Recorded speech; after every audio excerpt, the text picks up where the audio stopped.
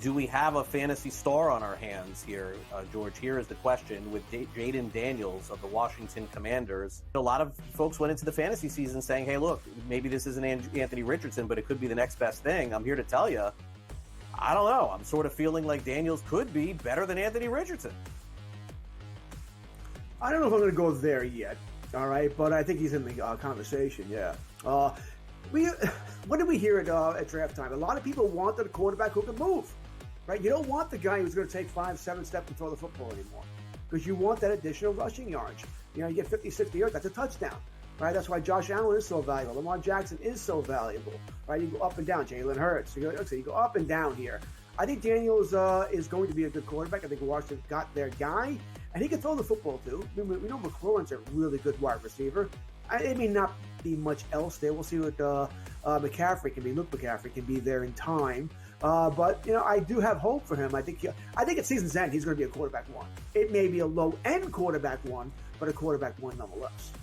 Yeah, I was really impressed watching him in that game. All right, now Anthony Richardson, look, he's going to have a big year. He's going to have a big fantasy year. There's no question about it. I don't know about the long-term viability here. And look, give him credit. He hung in there with the Houston Texans. My fear for him, George, is that when you go back and you watch film, if you protect the deep ball against Richardson, he could hurt you with his legs. And that may be where all of his fantasy value is coming from. I cannot see him throwing 2 70-yard bombs like he did again. That should come in time, right? Practice time. I think he will get better here. I think Richardson's going to be fine. Does need to learn how to avoid hits. All right. Once again, that hit. Remember that hit from Tua last night? He initiated it. Slide. The rules are made for you not to get hit. Take advantage of them.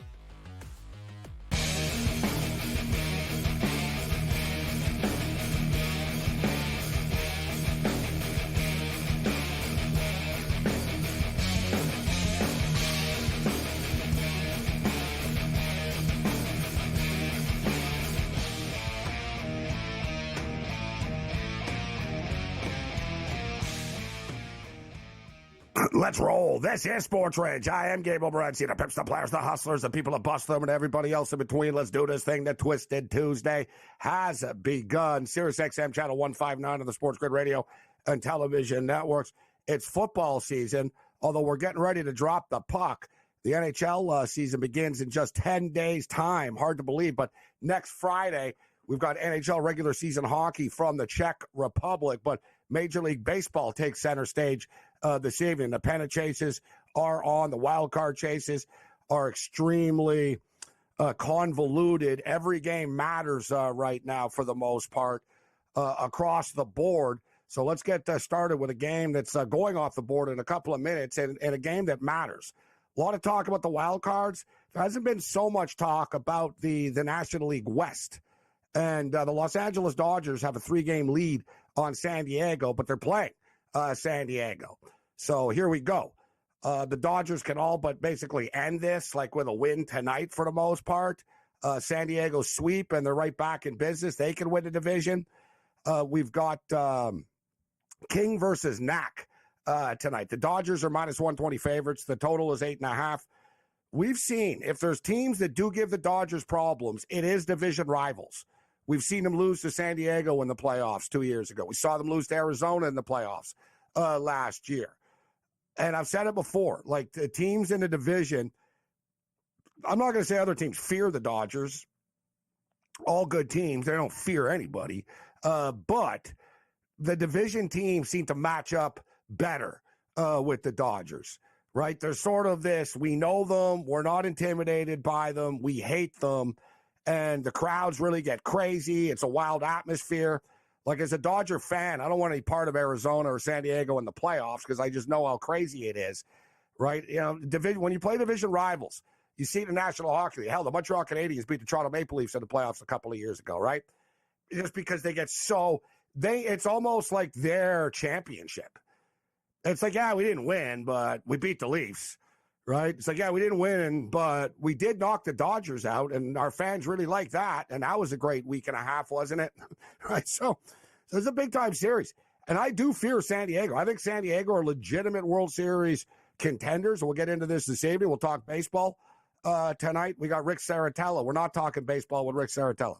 We're talking football with Rick Saratella. Rick Saratella steps up, and then Sean Higgs in the house. We'll talk baseball with Sean. The Ranger Red Cam Stewart throws it down. We've got Andrew McKinnis picks in the house. We're talking NHL futures, NFL football, CFL football with McKinnis. We've got a lot of stuff to unpack tonight, including a ton of football talk. Toronto Blue Jays. I don't bet on the Blue Jays very often. They had Francis on the hill here tonight. He's been straight cash homie for them. Great pitcher. Blue Jays have a 3-0 lead all game, and now they're losing 6-3 in extra innings. It was 3-0. Then it was 3-2. Then it was 3-3. And now it's 6-3. They're going to get a crack at this. They get the at-bat after, but now they're giving up three runs. Like, really? Just, I guess this is pretty symbolic of the way their season's gone. And, you know, like I said, I haven't bet on a Blue Jay game in I don't know, like a month or something, maybe even longer. Like, seriously. I'm pretty much like, I was like, yeah, whatever. And I sort of noticed, yeah, you know what? They're kind of winning games a bit on the way out here. But I do like to get in on them when this Francis dude pitches. I should have played the first 5, right? But this Francis guy pitches nearly no hitters every time he steps onto the mound. They had a 3-0 lead, the bullpen. I don't know why the hell they left this Cabrera dude in for as long as they did. You could tell that he was going to blow the lead, and he did. But that's the Toronto Blue Jays. It's like betting on a bad football team. Why did they snap the ball? Why did they do this? Why did they go for it? Why didn't they go for it? Bad teams make bad decisions, and the Toronto Blue Jays, they are who they are. So they're down 6-3 right now. So as far as the Dodgers and San Diego is concerned, we're going to take the Los Angeles Dodgers here. Look to ice this division tonight, but it should be a fun baseball game. The Mariners and Astros, the total is 7 in this game. They're at 7 right now. They've been at 7 for a little while right now. It's 4-3 for the Houston Astros. We're in the bottom of the 7th inning. This is a key game for the Seattle Mariners. Meanwhile, San Francisco and Arizona playing a must-win games. Another team that's battling for a playoff spot right now, the Arizona Diamondbacks. They're trailing early, 1-0 to San Francisco. The Kansas City Royals have finally broken through. I retweeted this tonight. Since September the 16th, there's been 110 players in Major League Baseball to hit a home run since September the 16th. Not one of them is a Kansas City Royal. As I saw that on Twitter a couple of minutes ago, and I just retweeted this from a Royals beat writer. That's pretty amazing. 110 players since September the 16th, and not one of them is a Kansas City Royal. It doesn't matter how you get the runs, as long as you get the runs. 1-0 for the Kansas City Royals right now, but we're in the bottom of the 10th, obviously extra innings, and Washington are coming up. Baltimore's up 5-3 on the Yankees right now. The Twins are another team. The Detroit Tigers won earlier in the day. We'll sort out the baseball standings, but the Tigers got it done over the Rays. The Tigers are smoking hot right now, and on the verge of making the playoffs. Like, the Detroit Tigers are going to be playing playoff baseball, which it's crazy. Like, to consider. Listen, 2 years ago, I remember last year, 3 years ago, the Tigers sort of started to get good at the end of the year a bit. 2 years ago, they same thing. They ended the season strong. Last year, they were a trendy pick. I remember because their win total was like 77.5, and I thought, you know what? I'm not sure they're quite there where everybody thinks they are yet. Now, this year, they're once again sort of right there. They could potentially be good, but they weren't, right? That's the whole thing. This thing is, they flicked the switch in like basically mid-August, and they've been on a tear over the last month. 4 or 5 weeks or so, and they played themselves into the playoffs right now. If you think back to last year, too, we had a lot of magic from Michigan. The Michigan Wolverines won the national championship. The Detroit Lions are resurgent. It didn't translate to the Detroit Red Wings fully, and certainly hasn't translated to the Detroit Pistons. But now it's the Tigers' turn for a little Michigan magic. Andrew McKinnis will step up and join us this evening. Sean Higgs, the Ranger Redhead, Cam Stewart, Rick Saratella. As I stated, we got a full house, 120-minute full court press tonight. So the countdown is on. We're going to talk some NHL futures tonight. We're going to get into a lot of football as well. But the National Hockey League regular season is set to begin next Friday, it's time to start getting some future plays in. I've got a couple of player props, a couple of teams that we're looking at. For the record, the Jays just doubled. All right? So the Jays just doubled, made it 6-4. There's nobody out, right? They had a runner on second. Boom. Double. 6-4, nobody out right now. Let's see if we can get a comeback going here in Toronto. I don't really think it's going to happen, but let's try to stay positive. let's try to stay positive. Ionescu drops 36 tonight. Leads the Liberty past into the WNBA semifinals. 91-82 was the final score in that game. And we got WNBA playoff action going on right now in Sin City. The Las Vegas Aces are up a 10 spot on the Seattle Storm. And, the Aces are kind of being slept on a little bit coming into the playoffs because they're a 4 seed. But, when you got a team that's won 2 championships in a row, they're going to pace themselves. It's not about, the regular season. It's about the postseason. So I think people are sleeping on the Aces. We'll get into this. We're going to talk college football tonight. We'll get you caught up to date with the updated point spreads. It's Georgia and Alabama this week that takes center stage. Alabama, a rare home dog on a Saturday.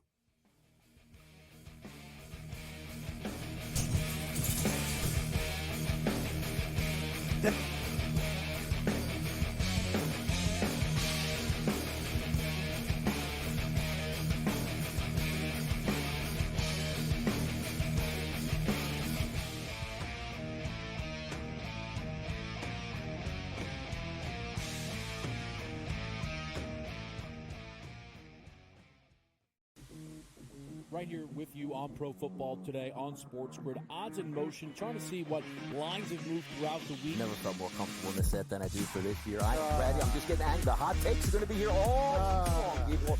What in the world is going on in Miami, guys? It's not particularly anything to shy away from just because many people are on top of it. Hot take, hot take. I think this line is asking you once again to take New Orleans. Pro Football Today, only on SportsGrid. The sharpest football contest show in the land, the Las Vegas Football Contest Show, focuses on Circus Sports Million, Circus Survivor, and the Westgate Super Contest, handicapping the games and releasing our contest picks every week of the season.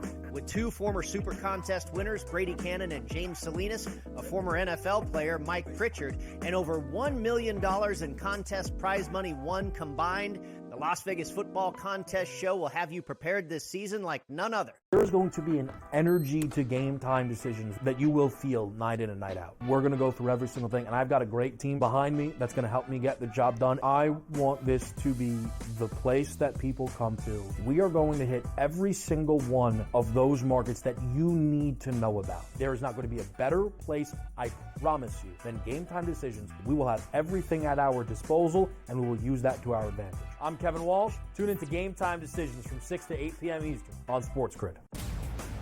Brew Crew has already clinched the National League Central.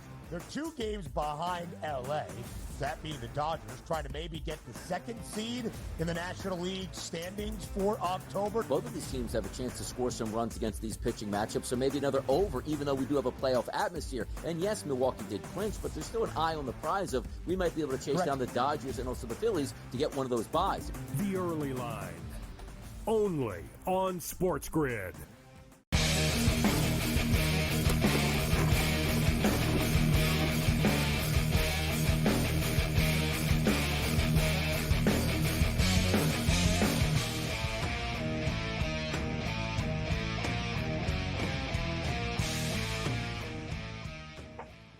Let's roll. This is SportsRage. I am Gabriel Morency, the pitch, the players, the hustlers, the people, the bust them, and everybody else in between. Let's do this thing. The Twisted Tuesday has begun. McKinnis, Higgs, Cam Stewart, Rick Saratella in the house tonight. We're jam-packed. We've got Major League Baseball pennant chases going on, division titles on the line. And with there's been a lot of talk. And listen, Major League Baseball media is very East Coast biased to begin with. It's all about the Yankees, about the Mets, about the Phillies and stuff. And I get Ohtani gets some attention because he's Ohtani, but so it's very, very sort of East Coast biased with all these races. But the Dodgers are up 3 tonight coming into tonight against San Diego, and they're playing San Diego. So the division's on the line in this series. Should be a fun series at Chavez Ravine. We got King versus Landon Knack. Knack has been pretty good for the Dodgers, or at least he was pretty good in his last start. But he's been efficient enough for them. The Dodgers are now minus 150. San Diego didn't do anything in the top of the first inning. San Francisco up 1-0 on Arizona, but that's still early. Arizona are plus 105 right now. And the Astros nursing a 4-3 lead on the Seattle Mariners. So that's the update with Major League Baseball. Let's bring in Cam Stewart and Andrew McKinnis right now. See if they've got any late-night baseball action. Cam, what do you got tonight, Major League Baseball? We're friends, Morency, but I just can't stay away from the Padres. They're so damn hot, and they're giving me a good, nice plus number, so I got to take the Padres tonight. It's nothing against your Dodgers. I just betted on the hot team. Great pitching matchup, too. You're right. Knack was fantastic in his last start. He was had a couple bad ones, but he looks like he got his act back together, and King's been very, very consistently strong for the Padres. I'm on the San Francisco Giants tonight. I thought that was nice. And what else do I got going? I have the Blue Jays, which I'm probably going to lose. They had a 3-0 lead. They blew it at 6-4, but they do have 2 runners on with 1 out in extra innings, Gabe. Arizona now plus 125. I think Arizona will come back. They're only down a run. It's the top of the third inning. And San Francisco have a runner on first. So you've got a runner on first base at plus 130. I think Arizona actually is worth a play in game.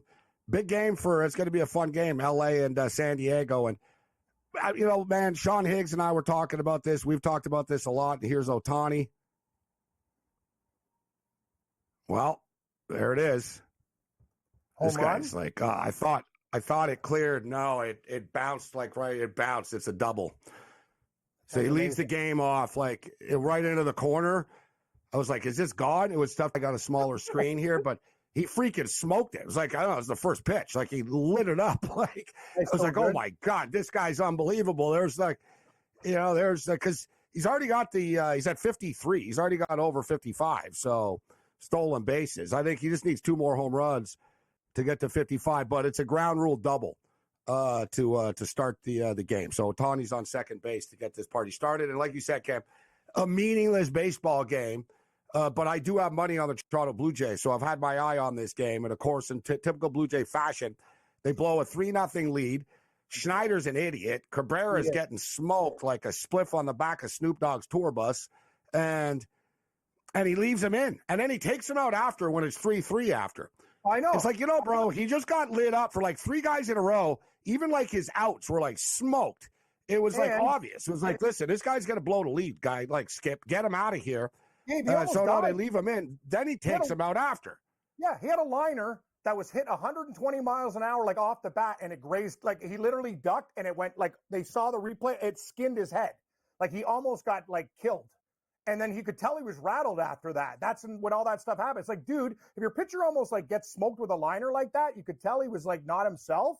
And I agree with you. You have to hold three minimum batters, and then they leave him in there. Horrible managing by Big John Stud tonight, and typical Jays. They blow a 3-run lead. I'm with you, Morency. The starter, Bo Francis, this guy's amazing. He did his job, but it's all the bullpen and the management that's doing wrong. Vladdy just flied out. We got one more chance, buddy. 2 guys on 6-4 Boston.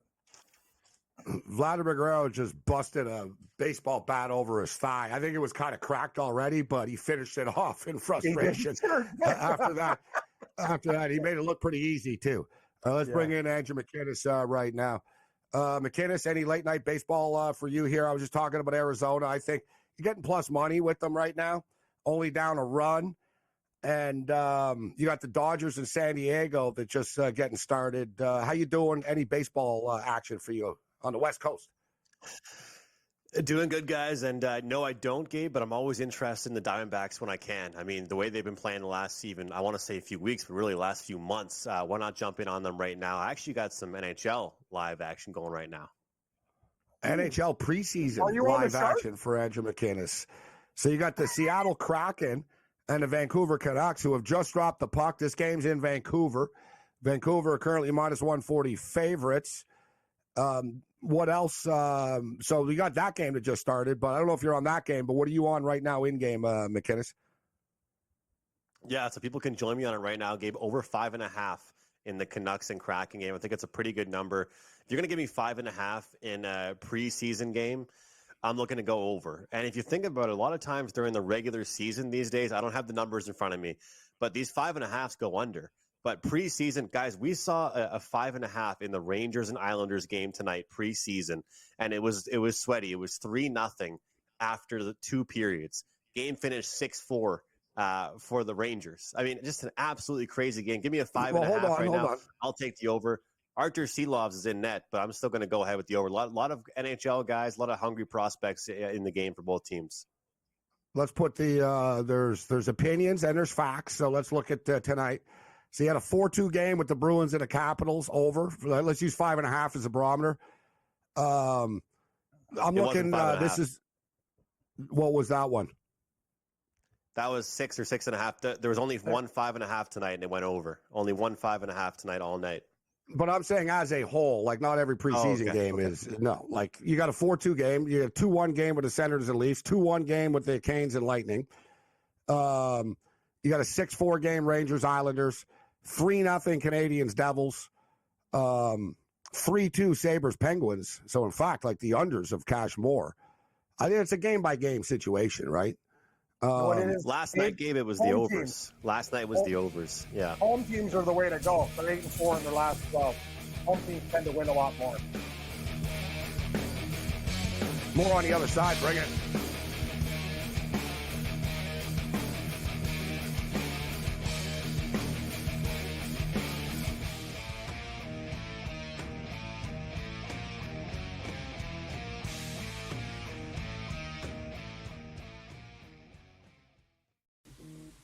Right here with you on Pro Football Today on SportsGrid. Odds in motion, trying to see what lines have moved throughout the week. Never felt more comfortable in this set than I do for this year. I'm ready. I'm just getting angry. The hot takes are going to be here all long, people.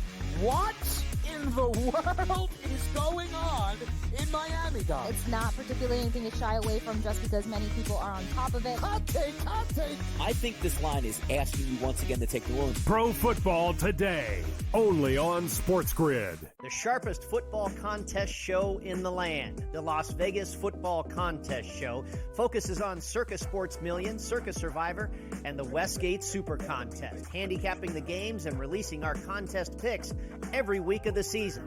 With 2 former Super Contest winners, Brady Cannon and James Salinas, a former NFL player, Mike Pritchard, and over $1 million in contest prize money won combined, the Las Vegas Football Contest Show will have you prepared this season like none other. There is going to be an energy to game time decisions that you will feel night in and night out. We're going to go through every single thing, and I've got a great team behind me that's going to help me get the job done. I want this to be the place that people come to. We are going to hit every single one of those markets that you need to know about. There is not going to be a better place, I promise you, than Game Time Decisions. We will have everything at our disposal, and we will use that to our advantage. I'm Kevin Walsh. Tune into Game Time Decisions from 6 to 8 p.m. Eastern on SportsGrid. Brew Crew has already clinched the National League Central. They're 2 games behind LA, that being the Dodgers, trying to maybe get the 2nd seed in the National League standings for October. Both of these teams have a chance to score some runs against these pitching matchups, so maybe another over, even though we do have a playoff atmosphere. And yes, Milwaukee did clinch, but there's still an eye on the prize of we might be able to chase down the Dodgers and also the Phillies to get one of those buys. The early line, only on SportsGrid.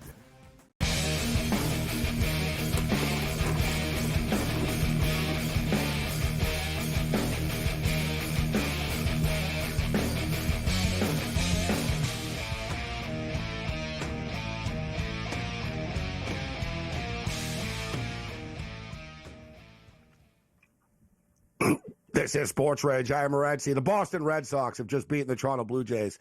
In typical Blue Jay fashion, they screw their fans over by blowing a 3-0 lead, and then they screw their fans over again by being down 6-3 in extra innings and making it 6-5 and loading the bases and then not winning. So, you know, if you're a Blue Jay fan, you just went to the ballpark tonight and got screwed over all night, all night long. But hey, It's a cold world, and Blue Jays just fell a run short this evening. There it is. That sounds very familiar, symbolic. Dave.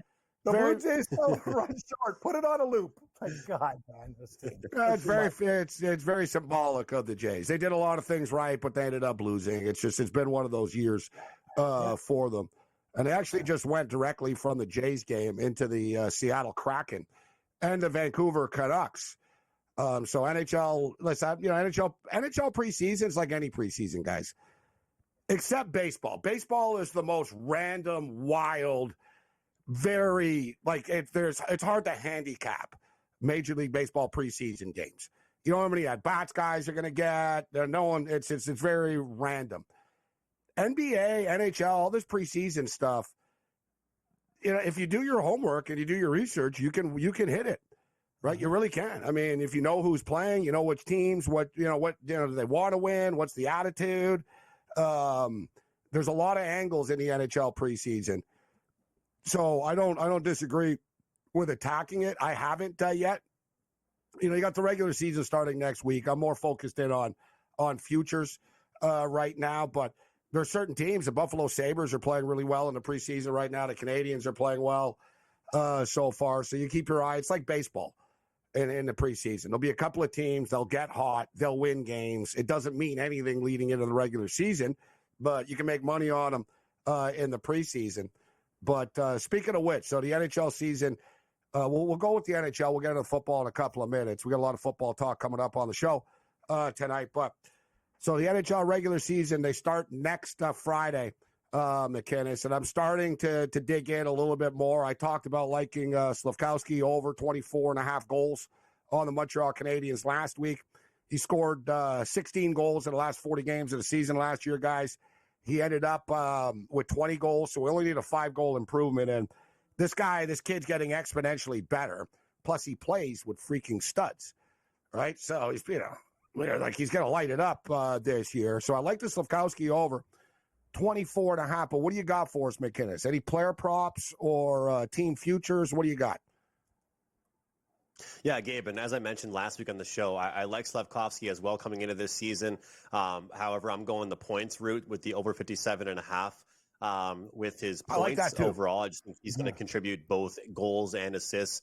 But a few that I like here, we can see on the screen, we'll rattle them off. I'll be kind of short and sweet here. Macklin Celebrini, Calder Trophy winner. Of course, that means the Rookie of the Year in the NHL. 4-1 odds. He's competing with guys like Michkov, Will Smith, Lane Hudson, even from the Habs in there. But I'm not saying this happens every year, guys, but a lot of the times you're going to see these teams that struggle, that are looking to make that next step at least and get out of the rebuild phase.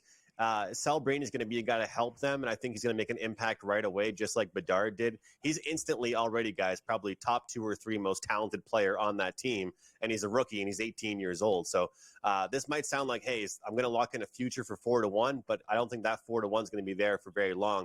By December, that might be plus 200, even worse. So I like that one. Jonathan Drouin, over 56.5. Look, soft spot for Drouin because I watched him here in Halifax play junior with McKinnon. And speaking of McKinnon, well, that's who Drouin plays with in Colorado. What better of a place for Drouin to land? Guys, in Montreal, there was so much pressure for him to be the guy, but it doesn't have to be the guy in Colorado. He's, in fact, the 4th or 5th best guy. He's more of a distributor, a passer, but he is that power play guy. And you got him as 56.5 points, but he plays on a line with Rantanen and McKinnon. So Gabe was just telling you guys about Slafkowski, while Drouin plays with 2 of the best guys, not only on his team, on their team, but in the whole entire league. Jake DeBrusk with the Vancouver Canucks, he just moved on from Boston Bruins after requesting a trade for what felt like 3 straight years. I think he's a guy that's a real skilled player. I don't think he got the space and the respect he deserved on the Boston Bruins. He made a lot of big plays in the playoffs. He's a guy I think will get a lot of stuff done, over 48.5. We got to have some unders as well. I can't be Mr. over every pick. Adrian Kempe, under 32.5 goals, forward for the Los Angeles Kings.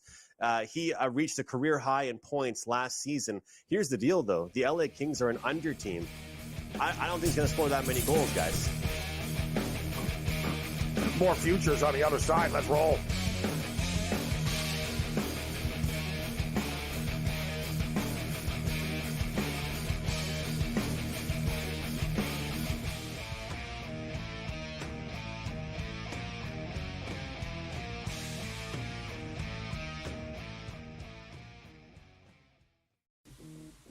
right here with you on Pro Football Today on SportsGrid. Odds in motion, trying to see what lines have moved throughout the week. Never felt more comfortable in the set than I do for this year. I'm ready. I'm just getting angry. The hot takes are going to be here all long, people.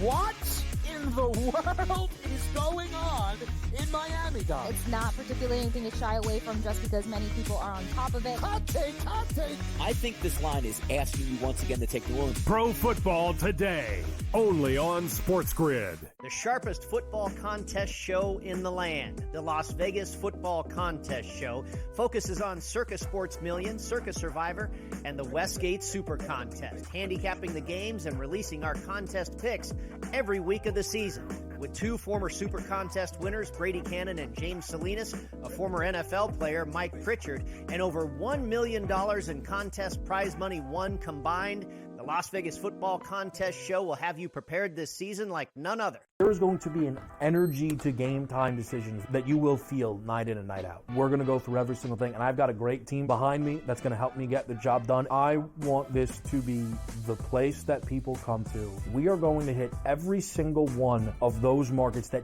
you need to know about. There is not going to be a better place, I promise you, than Game Time Decisions. We will have everything at our disposal, and we will use that to our advantage. I'm Kevin Walsh. Tune into Game Time Decisions from 6 to 8 p.m. Eastern on SportsGrid.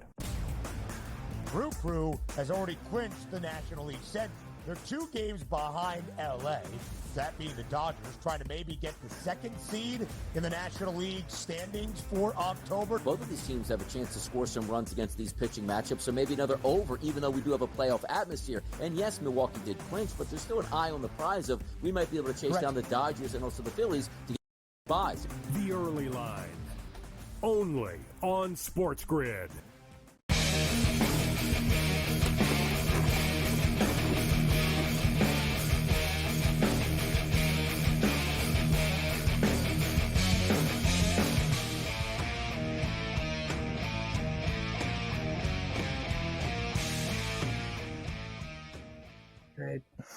This is SportsRage. I'm Morency, the pitch, the players, the hustlers, the people, the bustler, and everybody else in between. Time flying by so far this evening. So, about Jonathan Drouin. So, to recap here, McKinnis.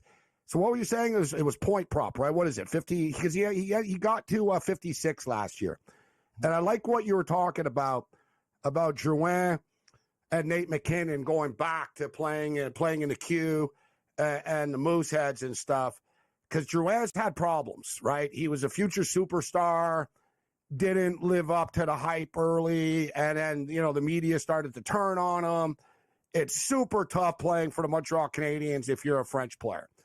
Like, just, it's next level abuse. Like, people, like, if you're good, you know what I mean? You're like Moses. You could part the Red Sea, man. Right? Like, people don't realize, like, Montreal. Remember Lyle Odeline, who was a tough guy, Cam? He was a tough guy, Lyle Odeline. And I remember once I was at a bar after. I was with Rick Bowness, actually. Rick Bowness was there. Nice. And the Canadians lost. And everybody was, like, giving Odeline, like, an evil eye in the bar and stuff. He's a big dude, too. And people, and he looked over to me. He goes, in Montreal, when you win, everybody wants to have sex with you. When you lose, they want to fight you. And he told me, he goes, I'm going to punch those guys in the face if they keep looking at me like this. I'm cheering for Lyle. I agree. He's sitting there drinking. They lost to the Ottawa Senators. Yeah. So I'm sitting there, and Rick Bowness is there, and Bowness, the coach of the Senators. And I tell him, I'm like, hey, coach, my uncle's Kurt Brackenberry. I think you know him. He looks over to me, and he goes, I'm not surprised you two are related. He starts laughing. He goes, I'm not surprised. The way he said it, he goes, yeah, I'm not. He wasn't like, oh, hey. He just looks, he goes, yeah. I'm not surprised. We're drinking. I'm like, then he goes, hey, Kurt's a crazy son of a bitch, let me tell you. And he starts telling stories and stuff. Have you seen the Brackenberry card, McKinnis, where it's Wayne Gretzky's rookie year where it says Kurt Brackenberry? He's got like one eye going there. Morency has that big perm. He looks like Ogie Oglethorpe from Slapshot. Like, I go, this guy looks crazy, man. He's going to knock your face They made the movie off. Slapshot about the brawl at the mall that he was in. Yeah. Amazing. That's what it was founded on. And Cheech, John Garrett and stuff. We played the audio, McKinnis. It's a classic. Man, it's a beautiful. I don't know if you know what, McKinnis. Yeah, it is. It's like there's no video of it. There's literally no video, but it just happened. The audio. Yep. There's audio of it, and there's eyewitnesses that were at the game, etc. but it's known as like the most nasty, biggest, craziest hockey brawl in the history of hockey. It went on for like 35 minutes. Like the cops had to come. Like they couldn't stop it. Like it spilled into the tunnels, the hallways, the bench. It was like WWE wrestling. Like they were slamming each other like over the boards and stuff. It was like over the top. And you know who started it all? Good old Brackenberry. And there's a great, so my uncle started it. We're like, he started into a fight and it spilled on, it kept going on. But the best part is in the audio, in the middle of it, like 10 minutes later, and he goes, there's Brackenberry who started it all just standing by himself, laughing. And like Kurt's like, he's standing there. He told me the story.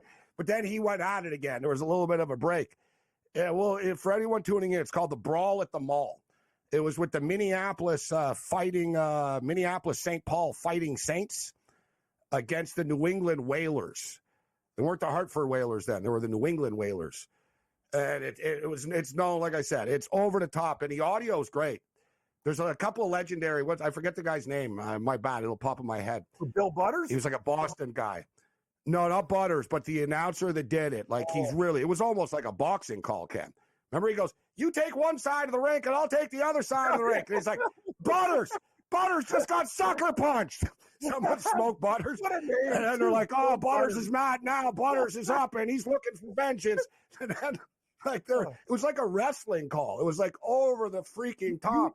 You said and the best part is Nick Patuo was there too. That guy was an absolute psychopath. Patuo, remember he played for the Rangers too. Yeah, like Patuo, he was the one. He was the toughest one. They were like, man, this guy's insane. Stay away from him. Yeah. And you had Butters, Patuo, Larry Plow, who was the general manager of the Blues forever. He was in the fight. Our poor guy, Little Cheech, John Garrett was the goalie. He was in the fight. A lot of big NHL guys were in that fight. Like Larry Plow, I brought it up to Larry Plow, and he told me, he goes, I can't believe, he went into it about how, like the blood and people lost teeth and like swinging sticks. It was like over the top. And the best part is, mechanics in the WHA, they didn't have like NHL money. So the team shared the same plane to fly back to the next city after the game. So they just beat the crap out of each other. And the biggest brawl in the history of hockey, where the cops had to come and stop it, and they get on a plane, and the Whalers were already on the plane first, and my uncle, he goes, man, we didn't know what was going to happen. We thought it was going to maybe be a brawl on the plane again, and he told me, he admitted, everybody was all amphetamine up and stuff, Ken. They're popping pills and drinking and stuff after, because they're all shaking. They're all busted up. Listen to this one. Popping pills and drinking and doing whatever they can. Oh, this is awesome. I found Brackenberry's card. Leader in penalty minutes, 1975-76. Kurt Brackenberry, 365. He's number one. It's a lot of minutes. 365 minutes of penalties. There's a hockey card with him. I love the picture with this. Oh God, I wish it was clearer. I gotta send it to you, Morency. It's so good. See, they get on the plane and it's all silent, and the team's sitting there. And then somebody just says, hey, Butters, your face is really effed up. And everybody started laughing, and they all drank together on the plane after. That's the story. That's hockey. They're all they all just, and it was funny too, because a couple of guys were told, do not start on a plane. Because some guys weren't fully on board with being buddies after, right? But they're on the same plane. You had a brawl at the mall. I'll post the audio on Twitter after, it's the audio call is just amazing. All right, so with that being stated, Cam, what do you have? NHL futures. What you got? A player, a team? What pick do you have for us here? Yeah, so far I've only put a couple in. I put the Nashville Predators. Basically, their points. I have a Final Four with New Jersey, Toronto, Nashville, and Edmonton. I like Vancouver, but I think they're being disrespected in the betting market if their goaltending can stay healthy. But I'm really high on the Predators this year, Gabe. I like Saros and net, even though he's undersized. I think he's talented. I think the addition of Marchessault was huge, and Stamkos for the power play. What was Nashville's weakness? They couldn't get power play goals and points. So I think that's very important. Also, leadership to that team. I think Barry Trotz is a great GM. If they're close, they're going to make a move to get over the top. Nashville's been there before. I remember when I saw them, Gabe, with your Vancouver Canucks with Ryan Kessler and Joel Ward was on Nashville when I was doing all that stuff. And that was one of the best series I ever saw, very physical. And Nashville's been close before, but I think this is the year they kind of take it up. And I wouldn't be surprised if they went to the conference finals. I think Nashville are a dangerous team, McKinnis. They were already a solid team. They were the second best team in the NHL in the second half of the season last year after the Edmonton Oilers. So they really put it together.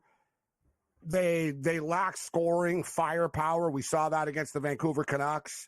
They pressured the Canucks, but they just didn't have guys that could consistently bury their chances. And that was the difference in that series. But now you bring in Marchessault, you bring in Steven Stamkos to add to that power play and to that offense. And they're good defensively. They've got good goaltending. There's a lot to like about Nashville, actually. There's a lot to like about the Nashville Predators. The only thing I say I don't like about them is that half the players are about 10 years away from being the same age as my old man. That's the problem. You know what I mean? I think that not actually, but I think that's the issue with them, right? It's that they don't really bring in younger guys. They kind of remind me of the Los Angeles Kings, Cam, where they kind of, they keep around older guys. If you're a guy that gets drafted in the third round by the Los Angeles Kings or the Nashville Predators, you might not make that NHL lineup until teams, though, 6 years later. Number one. The difference is, though, Steve Stamkos, number one. Hold on. Yeah. Stamkos is 34 years old. He's been in the league a while, but he's 34, so he's not like at the back end of anything, and he's still really good. But I'll ask you, my kids, we'll hit this on the other side. In hockey, what teams with kids win? It's grown men that win. You got to have grown men. Kid teams don't win.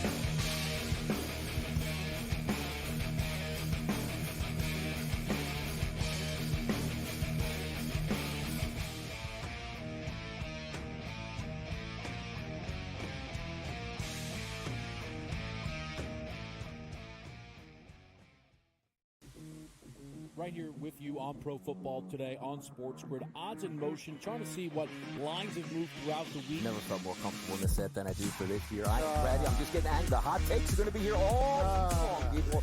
What in the world is going on in Miami, guys? It's not particularly anything to shy away from just because many people are on top of it. Hot take, hot take. I think this line is asking you once again to take New Orleans. Pro Football Today, only on SportsGrid. The sharpest football contest show in the land, the Las Vegas Football Contest Show, focuses on Circa Sports Million, Circa Survivor, and the Westgate Super Contest, handicapping the games and releasing our contest picks every week of the season.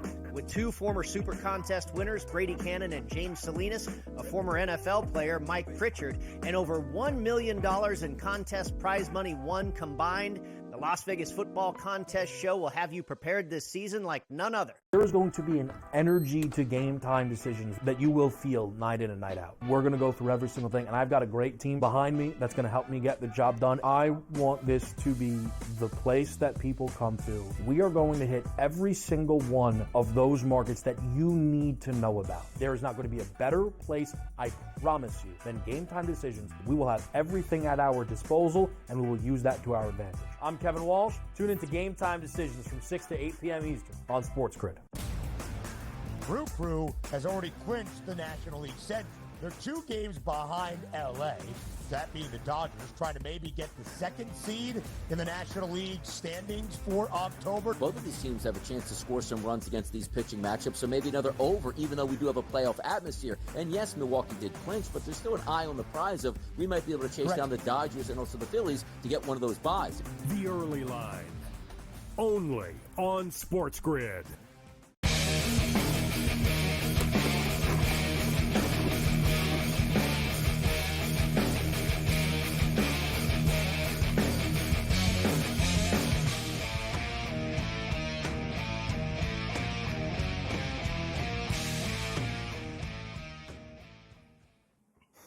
All right, we'll see if we can get a picture up. We sent it to the crew to get a picture of Brackenberry up.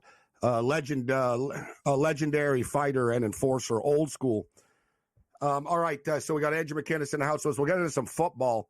But let me just say, I'm looking at the NHL futures. I talked about Slafkowski from a player prop perspective, but for as far as teams are concerned, the Vancouver Canucks kind of overachieved last year.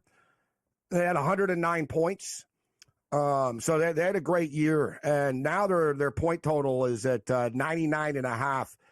I think the Canucks, now that the people are aware of how good they are, they're going to be in tough. You talked about their goaltending situation. Remember last year, I loved the Canucks. People were sleeping on them. No one's sleeping on them anymore, and Thatcher Demko's got real problems, guys. Like, he's not coming back, like, anytime. So, like, I wouldn't count on him, to be honest, anymore. I think it's one of the, maybe, like, for people that don't like Thatcher Demko, Vancouver Canuck goalie, all-star goalie, the guy's a freaking stud when he plays. He's got some weird injury that they can't figure out.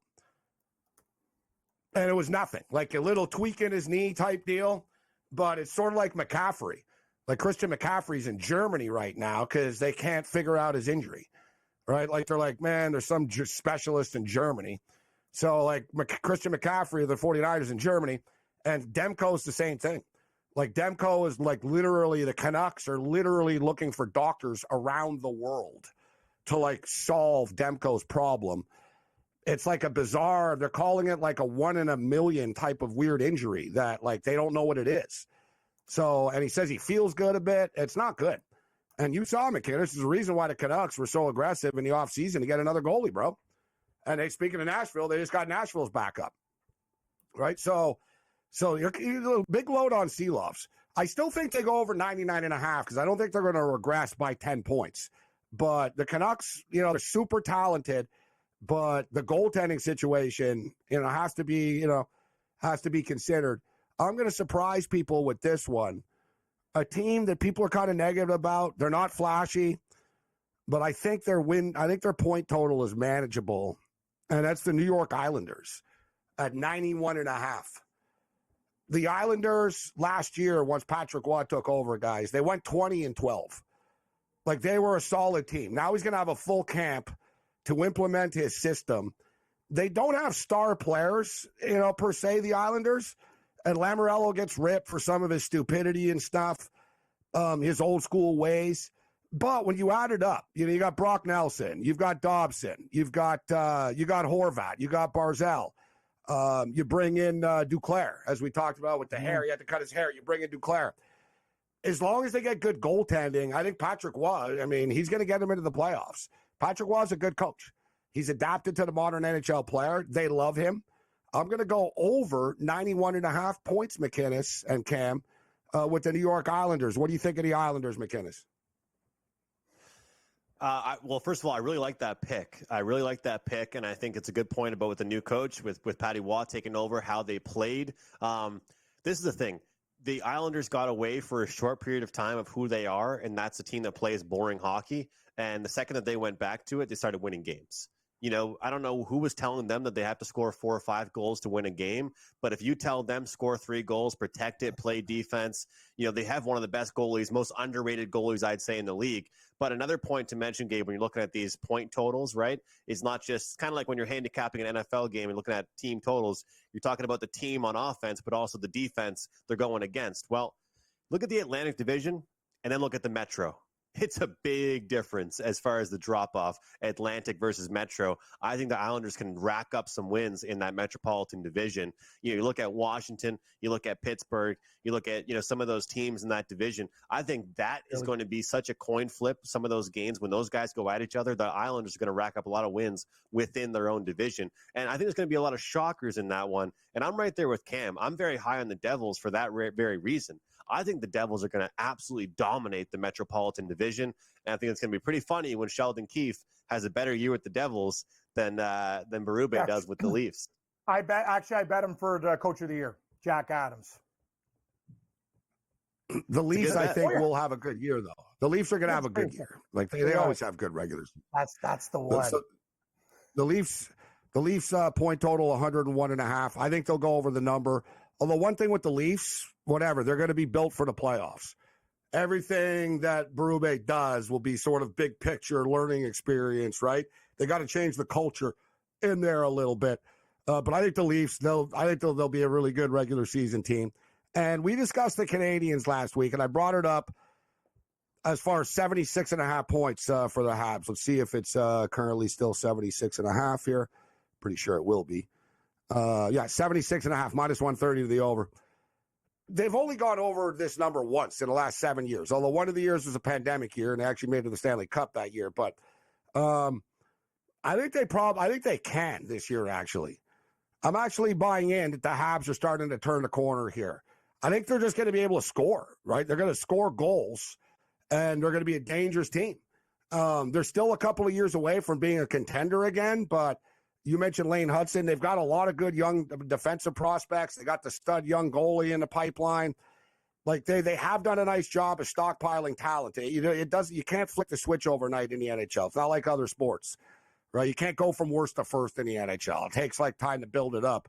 But I think the Canadians are going in the right direction at over 76 and a half. But I like this Islander one a lot. They got to 94 points last year. And now they got Patrick Waugh there for the full season. And here's one too, guys. The Vegas Golden Knights are 98 and a half. Under. I'm not very high on the Golden Knights. I think this team is ready to regress. They're not getting any younger. They didn't do anything positive in the offseason here. It's an extremely competitive division that they're in and the Western Conference that they're in. What do you think, McKinnis? Vegas Golden Knights, buying or selling over under 98 and a half points for Vegas? Yeah, I don't think it's going to be a disaster for them, but at that number, I have to go one way only, and it would be the under. And again, a lot of it's to do with the teams around them getting better. And to me, their best asset is their defense. So can they win low-scoring games? I think they lost a lot of offense. I think they're going to slow down their scoring. They're going to be relying on some guys to score goals for them that probably aren't the best guys to do so.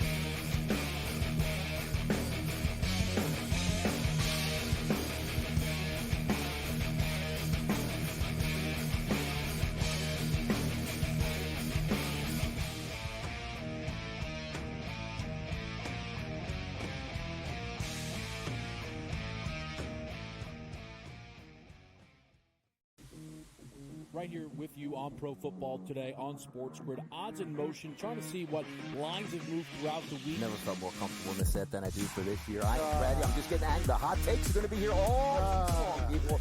What in the world is going on in Miami, Dom? It's not particularly anything to shy away from just because many people are on top of it. Hot take.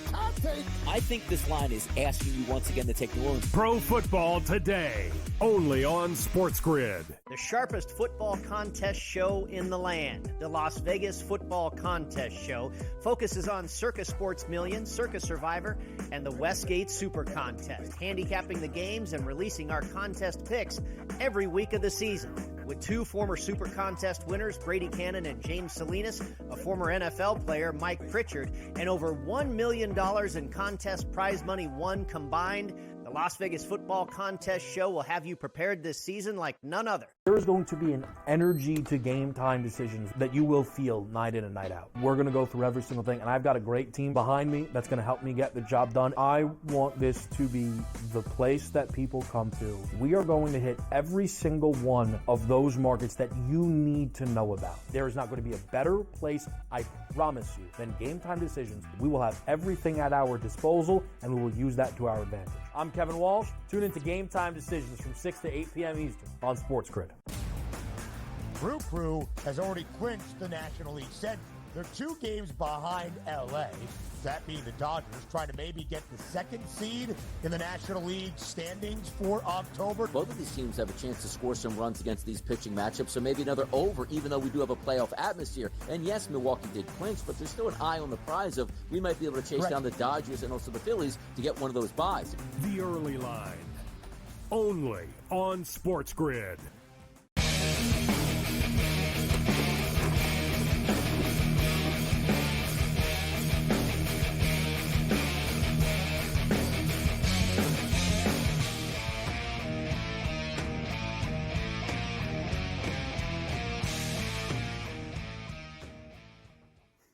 The Twisted Tuesday continues. Sirius XM Channel 159. I am Gabriel Morency, SportsGrid Radio and Television Networks. Las Vegas Aces getting all they can handle from the Seattle Storm. 55-51. We're late in the third quarter of play, so we've got a 4-point game here. 3 minutes left in the third quarter.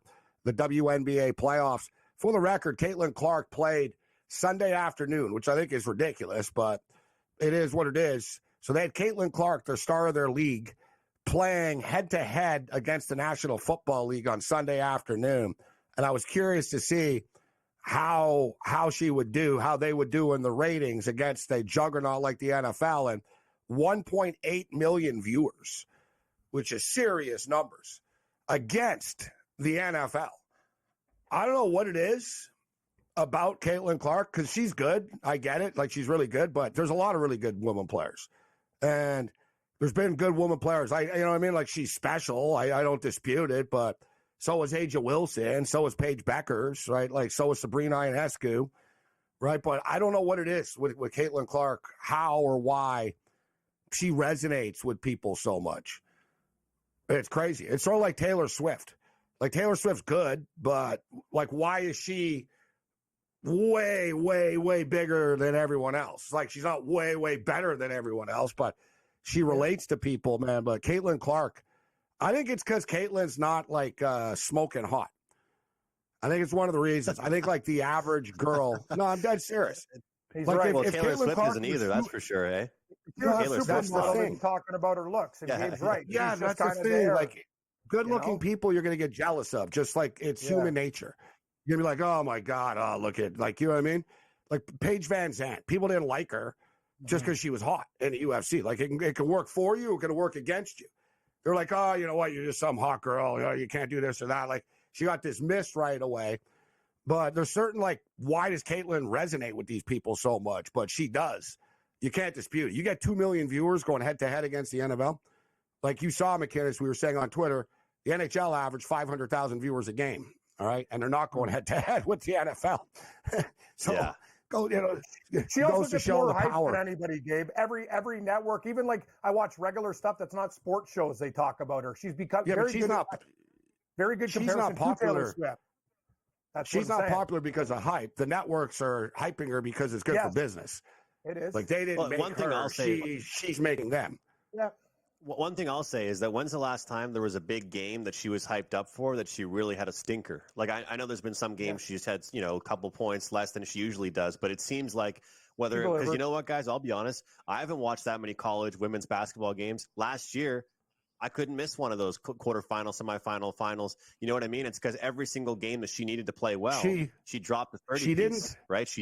She didn't. She had problems in her first playoff game, which was to be expected. They're a young team. It was their first playoff game.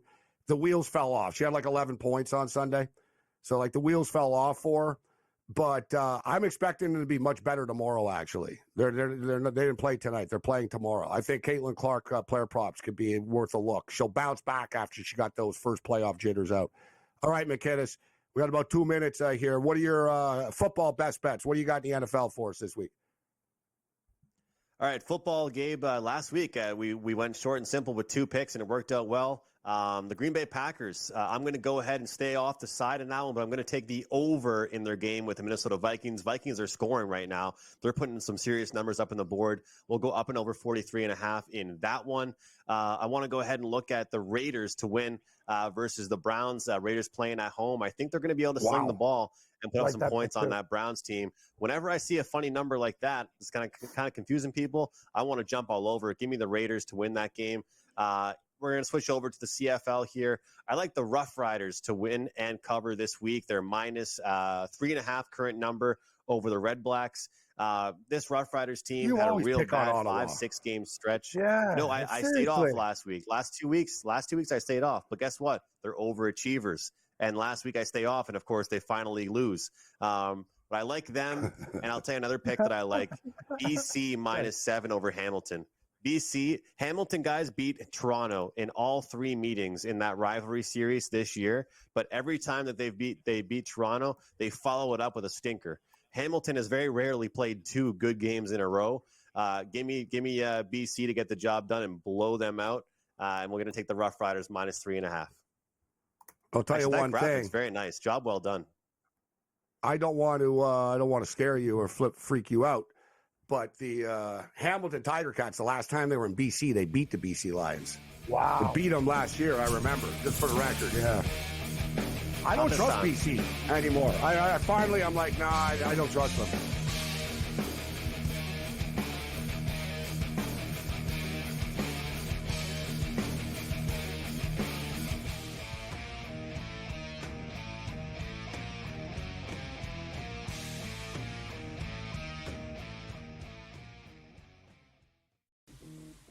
right here with you on Pro Football Today on SportsGrid. Odds in motion, trying to see what lines have moved throughout the week. Never felt more comfortable in the set than I do for this year. Brady, I'm just getting angry. The hot takes are going to be here all long, people.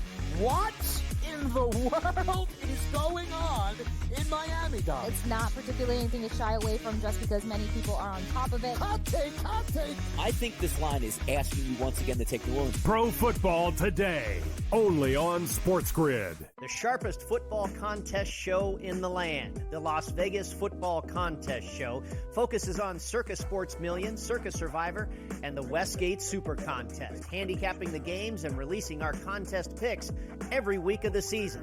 With two former Super Contest winners, Brady Cannon and James Salinas, a former NFL player, Mike Pritchard, and over $1 million in contest prize money won combined, the Las Vegas Football Contest Show will have you prepared this season like none other. There is going to be an energy to game time decisions that you will feel night in and night out. We're going to go through every single thing, and I've got a great team behind me that's going to help me get the job done. I want this to be the place that people come to. We are going to hit every single one of those markets that you need to know about. There is not going to be a better place, I promise you, than Game Time Decisions. We will have everything at our disposal, and we will use that to our advantage. I'm Kevin Walsh. Tune into Game Time Decisions from 6 to 8 p.m. Eastern on SportsGrid.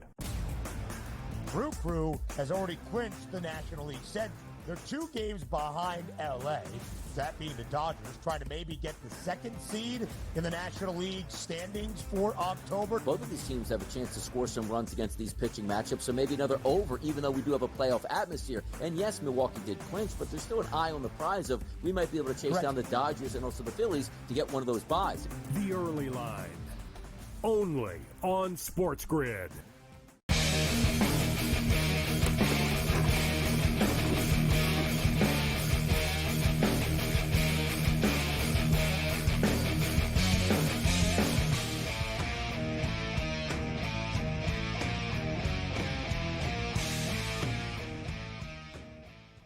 $62-57 right now for the Las Vegas Aces. We played 3 quarters of play. WNBA playoffs total right now is 158.5.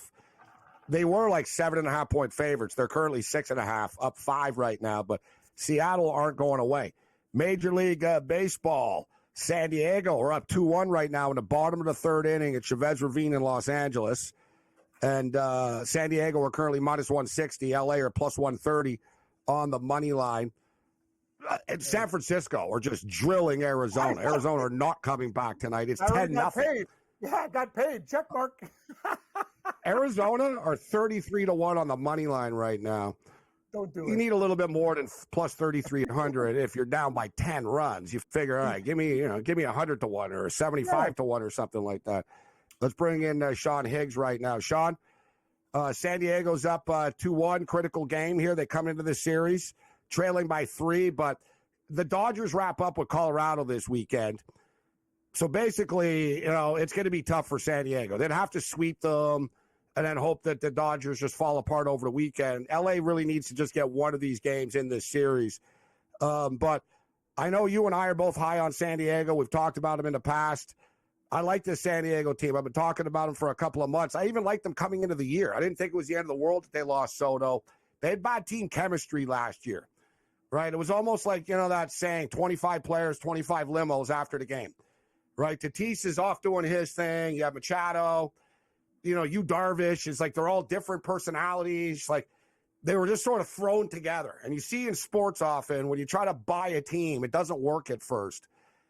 They've sort of grown together. They're a dangerous freaking baseball team. Like, I'm a Dodger guy, but I've said it a million times. I don't want to see San Diego in the playoffs. So who did you take tonight in this game if you bet this game, Sean? Who you on? I took the Padres at a plus 105 clip. I grabbed them last night, plus 105. And as you mentioned with this team, like the last 2 years, influx, trades, big names, big money. And this was the year it was kind of like, well, they tried this, it failed. But they were just lurking in the weeds over here, and now they're got a little lead. Granted, a lot needs to happen to take the division here from the Dodgers, but they feel good about playing the Dodgers. They beat them 7 out of 10 already. Why couldn't they come in here? And I would be shocked if they swept. Listen, I get on you with the overrated Dodger talk. They were still 103 wins, Gabe. The pitching staff I thought would be kind of a little questioned. These guys are they're gassed at the bullpen here. I think the Padres reloaded at the deadline. I mean, we can make fun of Martin Perez, but he's delivered here. The bullpen guys have delivered. I don't know. I think they're dangerous. You put out that tweet to me there. A team from California plus 280. I mean, you got the Dodgers and San Diego to win a World Series at plus 280. I think that's pretty good. I mean, yeah, you can bet which state will win the World Series. And if you look at the Major League Baseball playoffs, so I guess you've got New York. So, the Mets aren't in yet, though, right? And I got a feeling the Mets will screw this up before the end of the weekend. So they will. Like, the Braves will figure it out. The Braves will find a way. The Braves beat them tonight. What do you think, Sean? Mets or Braves? I don't trust the Mets. Well, the thing with the Braves all year was they couldn't hit, right? They're 30 games over 500, yeah, or what, like 91 and 59 or something like that to the under. Like, they haven't hit the entire year. Now, over the last couple weeks, you start seeing them put up 5, 6, 7 runs. If they're going to start hitting and still get the pitching they're going to get, I mean, they could probably sweep the Mets here, right? I mean, I know the pressure's on them because they're on the outside looking into the wild card, but this is a team that won a World Series. They've been around the block. They're ready to go. Now, the Mets have the house money because they dealt away their aces last year to Texas, and no one thought of anything this year. It's a nice feel-good story. Your Mets fan got thinking, wow, look at this. But I don't know, man. I think Atlanta will pull this out. I think the Mets will choke. Well, it comes down to their pitching. I mean, Peterson's been good. Manaya's been good. Right now, Atlanta are one game out. As of right now, Arizona are losing 10-0. They're not going to win. So Atlanta are going to be a half game back of the Arizona Diamondbacks after tonight. And they're going to be a half game back of the New York Mets now. So you got the Mets, the Braves, and the D-backs. Will it be the D-backs, the ones that choke this week? I don't know. I think the Braves will beat the Mets, though. And what's this guy doing? I got my folder because I wrote down. Can you turn the page? Can you turn the page more quietly next time? It's fine to Mike. It's fine to Mike. I was looking. I thought he was cutting a phone book. I'm like, dude, hey, relax. Because I got. It's right next to the mic. I realize it. It's right next to the mic. I'm sorry. I was looking for the schedule. I should have just clicked on the thing. I was like, I've seen who Atlanta finishes up. I think they have. The Mets finished with Milwaukee, I think, after Atlanta. Yeah. Atlanta Braves play the Kansas City Royals, who are offensively struggling. So they are going to play a team that's desperate. They're going to play a team that's desperate to get, desperate trying to play to win baseball games as well. Like I said, I think the Braves will get in, and I would trust the D-backs. Although, who are the D-backs? Let's see. Who do the D-backs finish with this weekend? I think it was a week. San Diego. I saw it the other day, actually. San Diego, I believe. Let me see. The D-backs wrap up. Yeah, you're right. It is. So it's two more. Yeah, two more with San Francisco and then San Diego at Arizona, which actually is another thing that helps the Dodgers. They're going to cannibalize each other, right? These teams down the stretch. Yep. I think this opens up the door, guys. With San Diego and Arizona playing each other, one of them are going to get bounced. You know what I mean? Like Arizona, San Diego wins is going to bounce Arizona. I think like I said, I'm going to stand my ground here. I don't see odds up because there's games going on right now, but I'm going to bet this. Let me check. I'm going to check another book. Let me check, see what FanDuel's got, if they got something here. I'm going to say, the Braves make the playoffs. Like out of these three teams, two of them are going to get it. I think the Braves will be one of them. Well, the Royals, as you mentioned in your earlier, I heard you say they haven't hit a home run since the 15th. September 6th, since September, coming into tonight, since September the 16th, 110 players in Major League Baseball have hit a home run. Not one of them is a Royal. Well, that's how you lose 7-10 and are battling for your playoff life here now. All of a sudden, you're not going to. Look at their games, guys. Versus Tigers. So 1-2. They have 1 run, 2 runs, 1 run, no runs, 1 run, and they won 1-0 tonight. Yeah, it's power outage, Gabe. Like, they got real problems with this team. They left tons of guys stranded tonight. I don't know what's happened to Kansas City. They just can't hit the ball anymore. Well, they lost a big bat. Vinny P went down. That's a big part of their lineup. I mean, Sal Perez is still there, and Bobby Witt's awesome, but you lose a guy with like 30 homers or whatever in the middle lineup.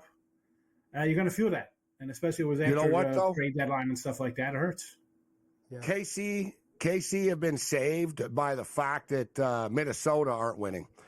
Yep. Right, Minnesota are losing. Like, Minnesota are really, like, when Minnesota missed the playoffs, they're going to look like they're going to be, I can't believe this. Like, look at Minnesota. They're 2 games back right now, but they've lost 3 in a row. They just lost again tonight to the Marlins. It's slipping away. Yeah, like, because KC opened up the door for them, but they didn't take advantage of it. So, I tell you what, the American League wild card is starting to take shape here, guys. Like, with the Mariners losing, now they're 2.5 back. The Twins are now officially 2 back, so the Tigers have a 2-game lead on everybody right now, and the Royals have a 2-game lead. So it looks like the freaking Detroit Tigers and Kansas City Royals are both going to be in the playoffs. Great call, Morency. Okay, you know what? Let's give Detroit hold credit. On a second, though. Their pitching's been absolutely fantastic. Again, a 2-1 win, guys. Like, that's the whole thing. The Royals pitching is just done at 380, and they're getting timely hitting, and they play the Rays again tomorrow afternoon. Detroit deserves to get in the playoffs, Morency. What a great run the Tigers have put on. They deserve all the the last credit. month, they are one of the best teams in baseball. They've been smoking hot for the last literally like 35 games type deal.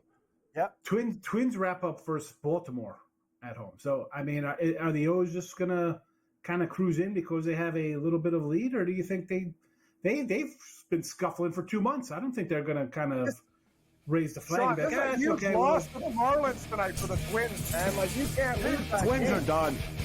Twins are done.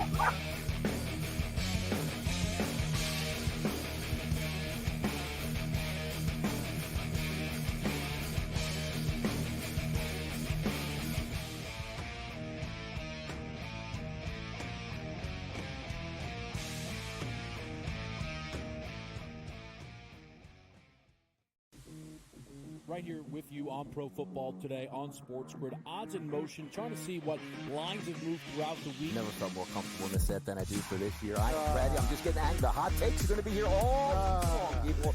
What in the world is going on in Miami, guys? It's not particularly anything to shy away from just because many people are on top of it. Hot take. I think this line is asking you once again to take the loan. Pro Football Today, only on SportsGrid. The sharpest football contest show in the land. The Las Vegas Football Contest Show focuses on Circa Sports Million, Circa Survivor, and the Westgate Super Contest, handicapping the games and releasing our contest picks every week of the season. With 2 former Super Contest winners, Brady Cannon and James Salinas, a former NFL player, Mike Pritchard, and over $1 million in contest prize money won combined, the Las Vegas Football Contest Show will have you prepared this season like none other. There is going to be an energy to game time decisions that you will feel night in and night out. We're going to go through every single thing, and I've got a great team behind me that's going to help me get the job done. I want this to be the place that people come to. We are going to hit every single one of those markets that you need to know about. There is not going to be a better place, I promise you, than Game Time Decisions. We will have everything at our disposal, and we will use that to our advantage. I'm Kevin Walsh. Tune into Game Time Decisions from 6 to 8 p.m. Eastern on SportsGrid. Brew Crew has already clinched the National League Central. They're 2 games behind LA, that being the Dodgers, trying to maybe get the 2nd seed in the National League standings for October. Both of these teams have a chance to score some runs against these pitching matchups, so maybe another over, even though we do have a playoff atmosphere. And yes, Milwaukee did clinch, but there's still an eye on the prize of we might be able to chase down the Dodgers and also the Phillies to get one of those buys. The early line, only on SportsGrid.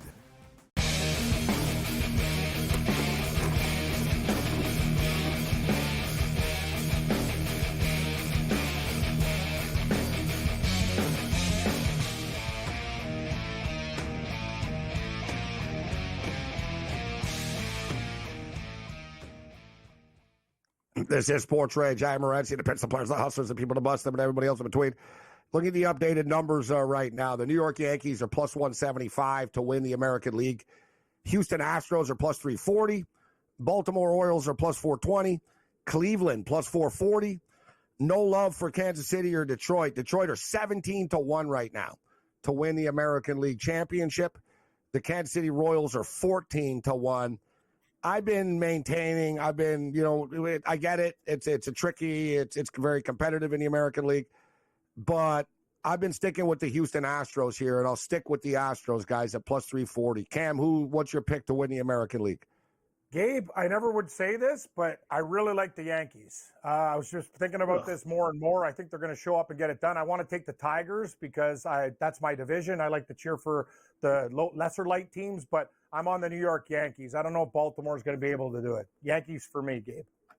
Sean, you just had a sort of grunt of disgust when he said you like the Yankees. What's your take? Sorry there, Higgs. Like, wait, sorry. You don't approve. Here we go with the Yankees. I'm shocked they're still. Who's your pick? This Who good. You got, Higgs? What do you got? It's got to be the Astros. I mean, the Astros just find ways to win games. I mean, they do. They get the hitting when they have to. They've been here. Could I get something out of the Yankees? If the Yankees. Now, listen, we're going really well this year. The Astros will beat them. Like you said, the Yankees pitching, it's going to be a problem in the playoffs as far as the rotation is concerned. Teams aren't going to pitch there and judge. That's another thing, right? You know what I mean? They're not going to intentionally walk him, but they're not going to let him hit home runs. They're just going to say, dude, just throw it in the dirt, try to get him to chase it. If he doesn't, walk him. They'll pitch around, they'll dance around Judge and Soto. I don't trust Stanton. I don't trust the Yankees in the playoffs to win multiple series. Maybe they can win a playoff series, but I don't think they're going to get all the way to the World Series personally. That's just my take. Why don't the Yankees pull like a Dodgers? Why don't they have like Dodgers throw Ohtani bat leadoff? Why don't the Yankees put Judge a leadoff? And the worst case, they're going to have to throw to him because we can put him on, walk him, and have Soto behind him. Like I don't disagree with you. Like what are you doing? You put a guy out in front of him whoever's leading off, Lieber or Volpe or whoever. Betts was the leadoff hitter on the Dodgers, and when he got hurt, they just moved Ohtani up from second to first, but they left him thereafter. What are you going to do? All right, you don't want to pitch to Ohtani, dance around him? All right, you got to put him on. And then you got Mookie Betts and Freddie Freeman coming up. I'm not opposed to it. I would put I would have Judge and Soto. I'd have Soto first, Judge second, personally.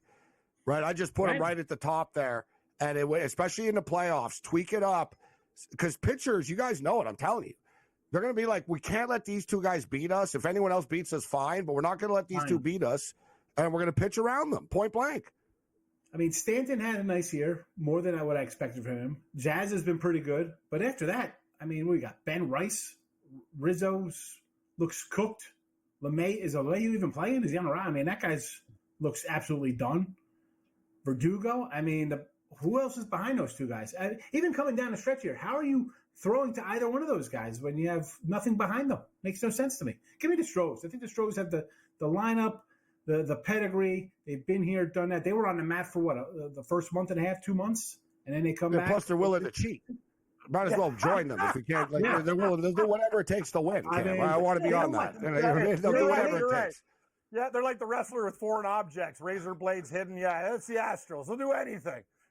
But do you, Cam said about taking the Tigers. Do you just take Tigers because they got the best pitcher in the American League? I mean, School's been fabulous. 17-1, and they're a hot team. That's a good number. Like, you know what I mean? Like, I look at the American League. I'm like, okay, Gabe, dangerous. Astros were obviously better, but the Tigers can beat like any other team you name. The Tigers can play with. They've proven it. They've been great, and their other pitchers are now pitching really, really well, and they do have good young hitters, but. It's going to be tough for them to run the table, but they're playing great baseball. It's a nice story. Nice story, but I'm not betting on them to win anything. We're talking all these teams, and we've even mentioned Cleveland, who probably has the best bullpen, the best closer, and a quiet MVP guy in Ramirez, who's just does You're it right. every year. If there's the one team, I was going to say, I'll just be real. I don't respect either Central Division. So I don't care. It's almost like, yeah, whatever. Good for you, Milwaukee. You won again. All right. You're going to get knocked out. Have fun with it. Whatever. And let's be real. I don't know how good these teams are. They played the White Sox 13 times each, who are the worst team in the history of baseball. So let's not fool ourselves. The Tigers, Royals, and Guardians padded their record playing against and not just an exaggeration, the worst team in the history of Major League Baseball was in their division this year, and they got 13 cracks at them. So that sort of helps them a bit. But you're right. Like, I don't trust Kansas. Kansas City's not going to the World Series. No. Detroit's a nice story, but, maybe they win a wild card series or something, but I don't think they're going to go all the way. You're right, though, Sean. I think Cleveland are the one that we're kind of dismissing a little bit. Like they've been in the playoffs in the past. They've got rock solid pitching. They can win close baseball games. The problem with them is they always lose to the Yankees, right? Like they're like the Twins. Like the Yankees just feast on these central teams all the time. And then the National League right now, I don't think there's value with the Dodgers at all at plus 155. No. Philadelphia are just as good as the Dodgers are, and they're plus 195. And it leads us into San Diego guys who are plus 650, who are as good as the Dodgers and the Phillies are as well. Like, so exactly. I think Houston and San Diego are actually the two value picks, guys. San Diego plus 650 and Houston plus 340. San Diego for sure for me. You know, I got San Diego, Gabe, to win, like to win at like a crazy price earlier on too. Like their numbers gone way down. I got to find it. Like it's like I'm telling you, like $50 pays like $1,200 or something like that. It's like it was nuts. And then now you're not going to get those kind of numbers. The Padres are damn good. What are they? Have they won 40 of their last 46 games? It's I think like is that the not number? that much. No, not That's that much. crazy, But they've been on a tear though. How about if Seattle somehow makes the playoffs with their pitching staff? Yeah, I mean, the offense. The offense is as bad as the White Sox offense. I think the last time I checked, But they're not going to make it. The White Sox I'm with a looking at them 207 here. batting average. You could bet them right now. They're 95-1, plus 9,500 to win the American League. If you think they're going to get in, like it's worth a sprinkle. You're getting nearly 100-1 on them right now. Right. I mean, they're what, 3 back? And I'll tell you what, in the National League, guys, you want a value pick here? The Atlanta Braves, 16-1. They have the longest odds. I'm going to get in on that.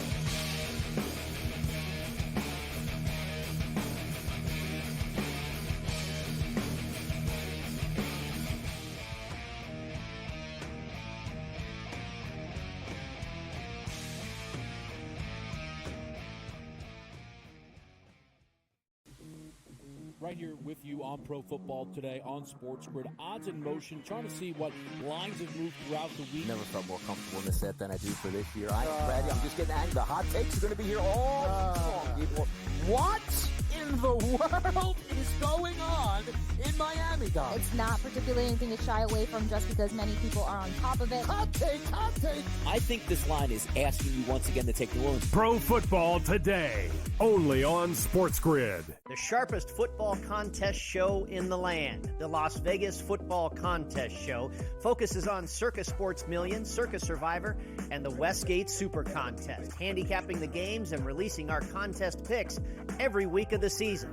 With 2 former Super Contest winners, Brady Cannon and James Salinas, a former NFL player, Mike Pritchard, and over $1 million in contest prize money won combined, the Las Vegas Football Contest Show will have you prepared this season like none other. There is going to be an energy to game time decisions that you will feel night in and night out. We're going to go through every single thing, and I've got a great team behind me that's going to help me get the job done. I want this to be the place that people come to. We are going to hit every single one of those markets that you need to know about. There is not going to be a better place, I promise you, than Game Time Decisions. We will have everything at our disposal, and we will use that to our advantage. I'm Kevin Walsh. Tune into Game Time Decisions from 6 to 8 p.m. Eastern on SportsGrid. Brew Crew has already clinched the National League Central. They're 2 games behind LA, that being the Dodgers, trying to maybe get the 2nd seed in the National League standings for October. Both of these teams have a chance to score some runs against these pitching matchups, so maybe another over, even though we do have a playoff atmosphere. And yes, Milwaukee did clinch, but there's still an eye on the prize of we might be able to chase down the Dodgers and also the Phillies to get one of those buys. The early line, only on SportsGrid.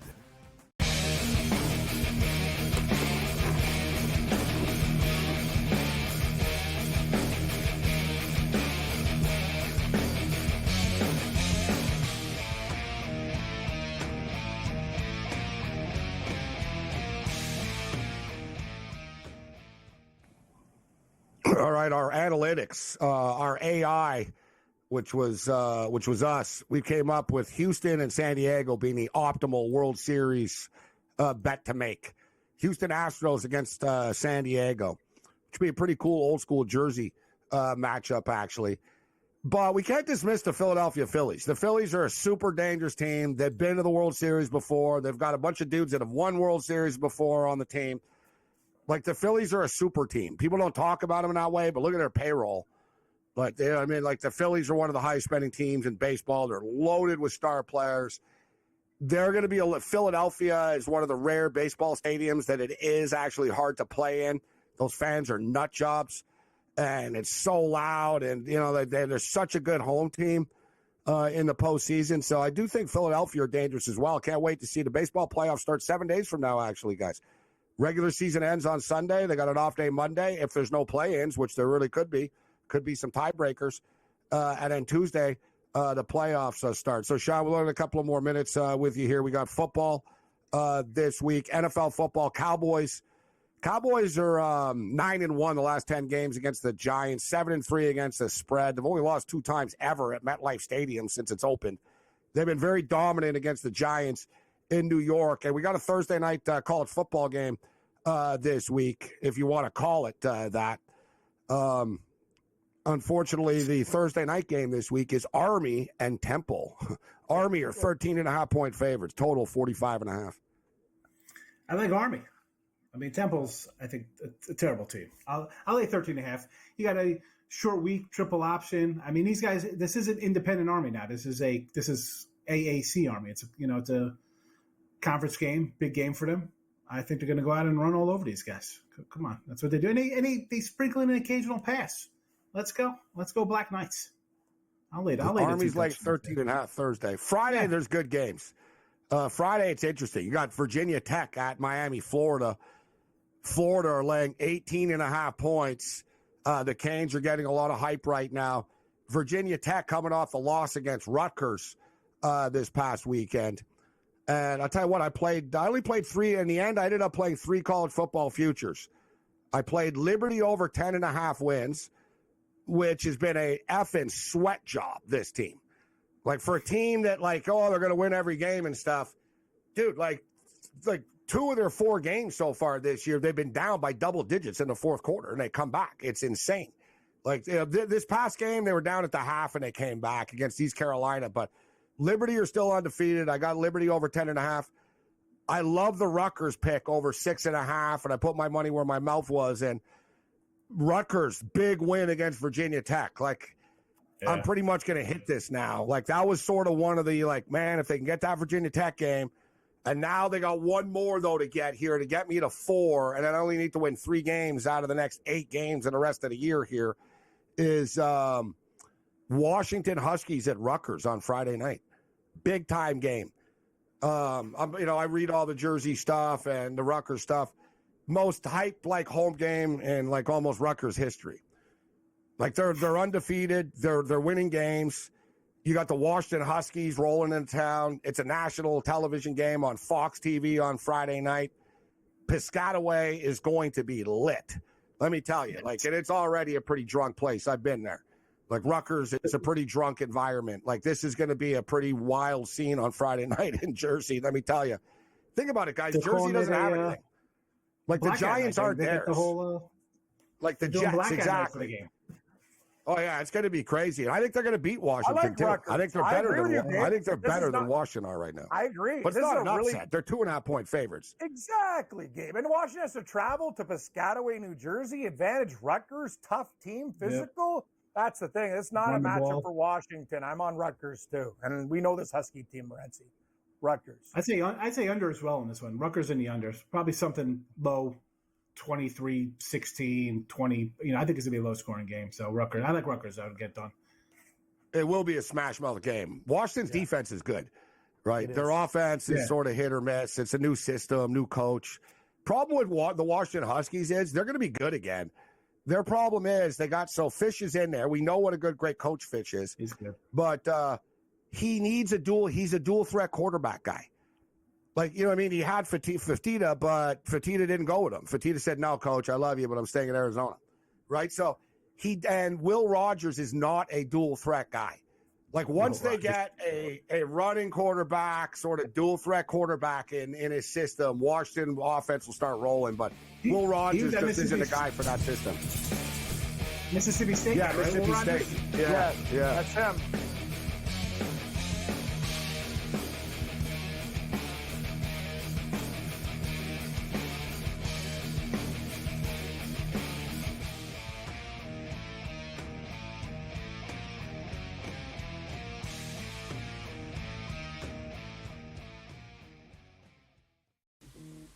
right here with you on Pro Football Today on SportsGrid. Odds in motion, trying to see what lines have moved throughout the week. Never felt more comfortable in this set than I do for this year. Brady, I'm just getting angry. The hot takes are going to be here all long, people. What in the world is going on in Miami, guys? It's not particularly anything to shy away from just because many people are on top of it. Hot take, hot take. I think this line is asking you once again to take New Orleans. Pro Football Today, only on SportsGrid. The sharpest football contest show in the land, the Las Vegas Football Contest Show, focuses on Circa Sports Million, Circa Survivor, and the Westgate Super Contest, handicapping the games and releasing our contest picks every week of the season. With two former Super Contest winners, Brady Cannon and James Salinas, a former NFL player, Mike Pritchard, and over $1 million in contest prize money won combined, the Las Vegas Football Contest Show will have you prepared this season like none other. There is going to be an energy to game time decisions that you will feel night in and night out. We're going to go through every single thing, and I've got a great team behind me that's going to help me get the job done. I want this to be the place that people come to. We are going to hit every single one of those markets that you need to know about. There is not going to be a better place, I promise you, than Game Time Decisions. We will have everything at our disposal, and we will use that to our advantage. I'm Kevin Walsh. Tune into Game Time Decisions from 6 to 8 p.m. Eastern on SportsGrid. Crew has already clinched the National League Central.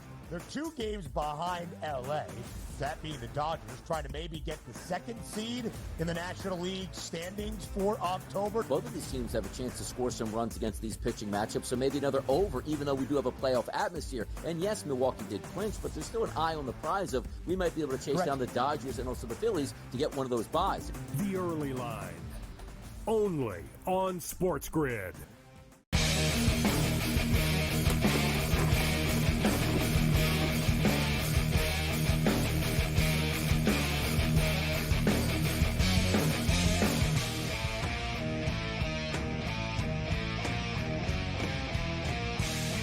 Twisted Tuesday, this is SportsRage. I am Gabriel Morency, Sirius XM, channel 159 of the SportsGrid radio and television networks. Let's do this thing. The pimps, the players, the hustlers, the people that bust them, Rick Saratella and everybody else in between, the founder of the NFL Draft Bible, allaccessfootball.com, is scout with the Edmonton Elks. Let's do this thing. Rick, always a pleasure, man. How you doing tonight? I'm doing great, Gabe. Missed you last week. Buckle up. Ready for this week. Got a lot of rage to uncage. Well, I'll tell you what, it's been a wild start to the National Football League season. The college football season has been awesome so far as well. The CFL playoffs are rapidly approaching, but we've got to talk about what happened on Monday Night Football. You and I spent a lot of time talking about Jaden Daniels before the draft, during the draft, and Jaden Daniels last night, not just a great performance by a rookie, but one of the best performances ever in the history of Monday Night Football. I mean, you go 21-23, and it wasn't like he was just throwing screen passes all night. He was dropping dimes that the TD pass to McLaurin at the end of the football game. What can you do? You can't defend that. But we got to give credit to Cliff Kingsbury as well, Rick, and the play calling. Very, very similar to what he was doing at LSU. They don't overcomplicate things. They play to Jaden Daniels' strengths. And I tell you what, if I was a defensive coordinator and I'm watching that game last night, I don't want any piece of this offense. Very dynamic offense, and it's still growing right now. Yeah, you're absolutely correct. You hit the nail on the head with a lot of those points, Gabe, and good job by you. And I think it's the complete opposite of what's been done in Carolina. And I'm sure, we've talked about that off the air. We'll talk about it on the air. But in Washington, they're building around his strengths, around his skill sets, and they're kind of transitioning and taking a lot of that offense and bringing it to the NFL level. And Cliff Kingsbury's done both. He's coached at the college level. He's coached at the NFL level.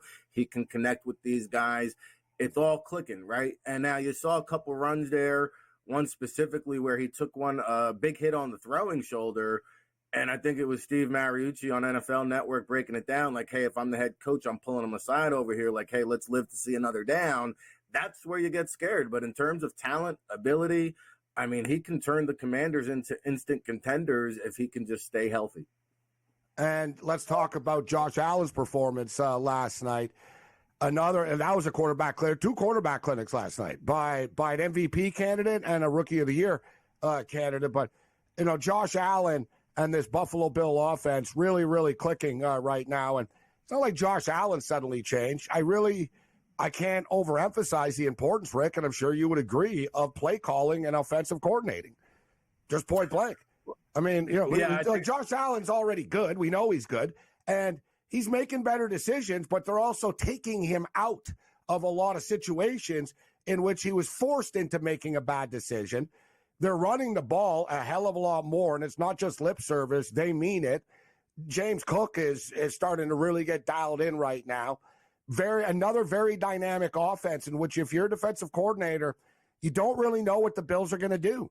They might run the ball. Josh Allen can run you over if he wants to. They can throw the ball. Keon Coleman's starting to get more comfortable as he grows into the National Football League right now. And to me, Josh Allen's the MVP of the NFL right now. I know we're only 3 weeks in, Rick, but to me, he's the slam dunk MVP of this league right now. He's playing the best football in the NFL. Circle the wagons. I like this new look Bills offense. You mentioned they got a lot of versatility. Curtis Samuel, he might run the ball one play, line up in the slot the next play. You got Keon Coleman finally coming on to the scene. Dalton Kincaid getting into the action. How about Khalil Shakir finally stepping up? But I think the big elephant in the room, Gabe, is Stephon Diggs. Sometimes you have a star player with a big charismatic personality, and it's addition by subtraction, right? You talk about the pressure to force the ball into Diggs. It's no longer there. And if you listen to Josh Allen, I did a deep dive on Josh Allen, the man, the person off the field. I listened to his interviews, what he says, the way he talks. Everybody eats. No more Stephon Diggs. Everybody eats. And I think you're seeing that ball distribution, the carefree mentality, that pressure, that weight is off his shoulders. Another thing I found out about Josh Allen, he said, I get bombarded with all this data and analytics. He goes, you know what? I threw it all out the window because how they play us is different than all this stuff I see on paper, and they giving me percentages, and they do this. They blitz 37% on third down and this and that, and then I get on the field, and they don't do any of that. He goes, I tossed that out the window. It's too much overthinking. He's playing natural. He's playing carefree, and he's playing at the highest level through the first 3 weeks in the National Football League than any player on the planet. Rick Saratella kicking was a great point. And when everybody feels involved as well, guys, and last night with the Buffalo Bills is a classic example. Everybody got a touch, and it was almost like Oprah giving away cars in the old days. A touchdown for you, a touchdown for you. But then suddenly, Rick, those guys will block a little bit harder, right? You know what I mean? If you're on a team and there's a diva wide receiver and you hear him on the field crying for the ball, eventually you're going to tune him out. You're going to start to say, well, whatever, dude. They're never even throwing to my side of the field. You're not going to run the route as hard. The other team's going to realize, you know what? We don't even have to worry about this. It's just so much more dynamic, and we got to give credit to the defense. Von Miller has had some sort of youth injection. Hopefully they don't test him for anything. He's found a fountain of youth. I don't know what vitamin B shot he got, but Von Miller's flying around. Rousseau out of Miami, the kid starting to come into his own. He was young when he got drafted into the National Football League. There's a lot to like about him. But with that being stated, they played Arizona, they played Miami. They knocked 2 out of the game. Jacksonville are really struggling. Let's see them go into Baltimore and beat the Ravens on Sunday night, which I think they will, actually, Rick. What's your prediction for the Ravens and the Bills game? Woo, that's a barometer game. I think it's a coin toss matchup. It could come down to the last possession. I'm going to go with Baltimore at home here for now, but I reserve the right to change that pick come game day. But I think it's only Tuesday. I'll give you that right. It's going to be the most polarizing matchup, and possibly a preview of the AFC Championship. Well, I tell you what, Baltimore. I'm not sure about Baltimore. I know they beat Dallas, but let's see. I don't think they're as good as Buffalo. Thing is, it's one of those bad spots, situational spots. The Bills were in a great situational spot last night, guys. Their last game was Thursday Night Football. It's extremely rare that you're going to get that much time off in the regular season without a bye week. So they go from Thursday Night Football all the way to Monday. Teams that had 10 or day more rest in the NFL were 71 and 22, 71 and 31, against the spread. Get confused with the Steelers going on the road, which they are this week. So we're going to bet the under, but that's another story.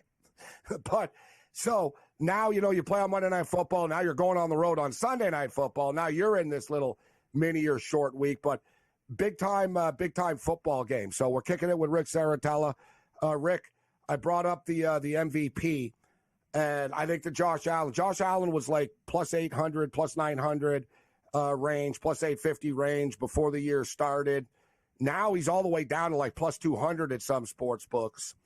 But as far as rookie of the year is concerned, do you think Jaden Daniels has showed enough already? Are you buying in that Jaden Daniels is about to run away with the Rookie of the Year award?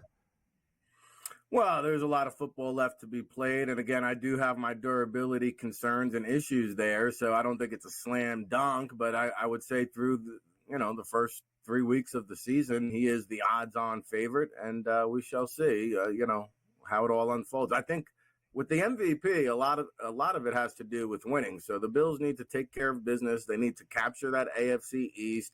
They need to take care of the Jets. They got the Dolphins down and out, and the Patriots should be 2 layups. They got to take care of business. As long as they do that, Josh Allen should stay on top of this MVP race. You're right. We can't forget about the New York Jets. And the Jets have another winnable football game. Aaron Rodgers hasn't played a lot of football in the last 2 years, and you're seeing a little bit of swagger and confidence coming back right now. All right, so on the other side, we'll talk some college football. We'll take a look at the NFL draft odds as far as the number 1 pick is concerned. And, we'll get some NFL picks from Rick as well. But there's a lot of stuff to unpack. It was a wild weekend of college football on Saturday. I'll tell you that. More on the other side with Rick Saratella. This is SportsRage. Bring it.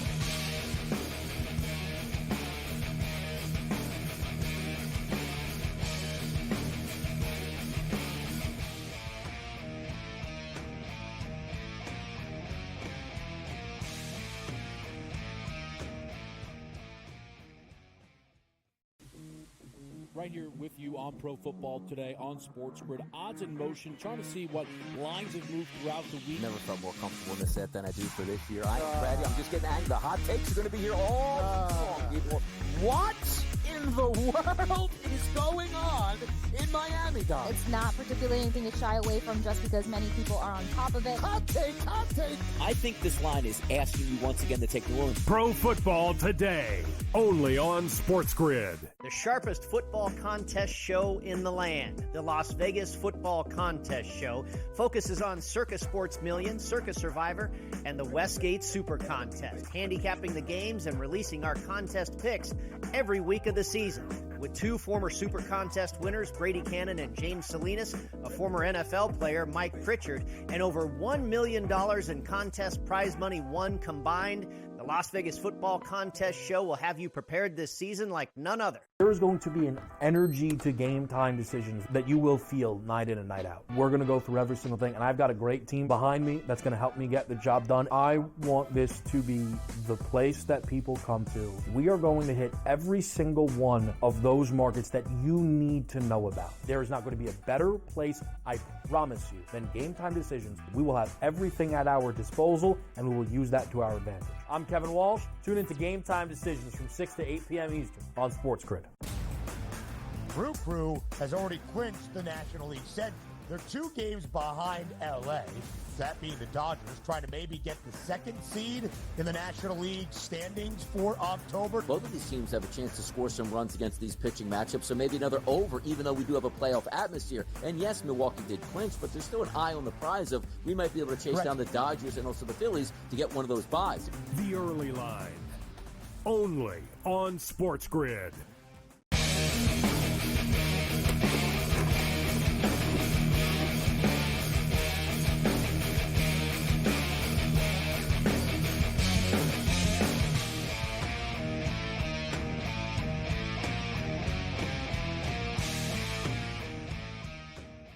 SportsRage Late Night continues. I am Gabriel Morency, Sirius XM Channel 159 on the SportsGrid Radio and Television Networks. Let's do this thing. We're talking football with Rick Saratella. And, Rick, it's amazing. We're 3 weeks in right now, but the hot seat and the pressure is starting to build on numerous football teams and coaching staffs.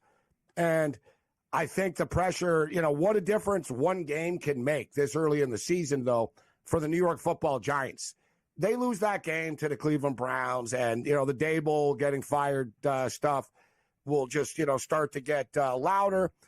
moving on from Daniel Jones starts to get louder, but Malik Neighbors makes, a couple of amazing catches.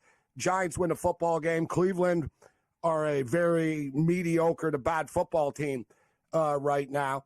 And then suddenly they get a big game on Thursday Night Football against a struggling Dallas Cowboy football team. So as crazy as it is, look, the winner of this football game is going to be 2-2, right? So somebody's going to be 2-2 here.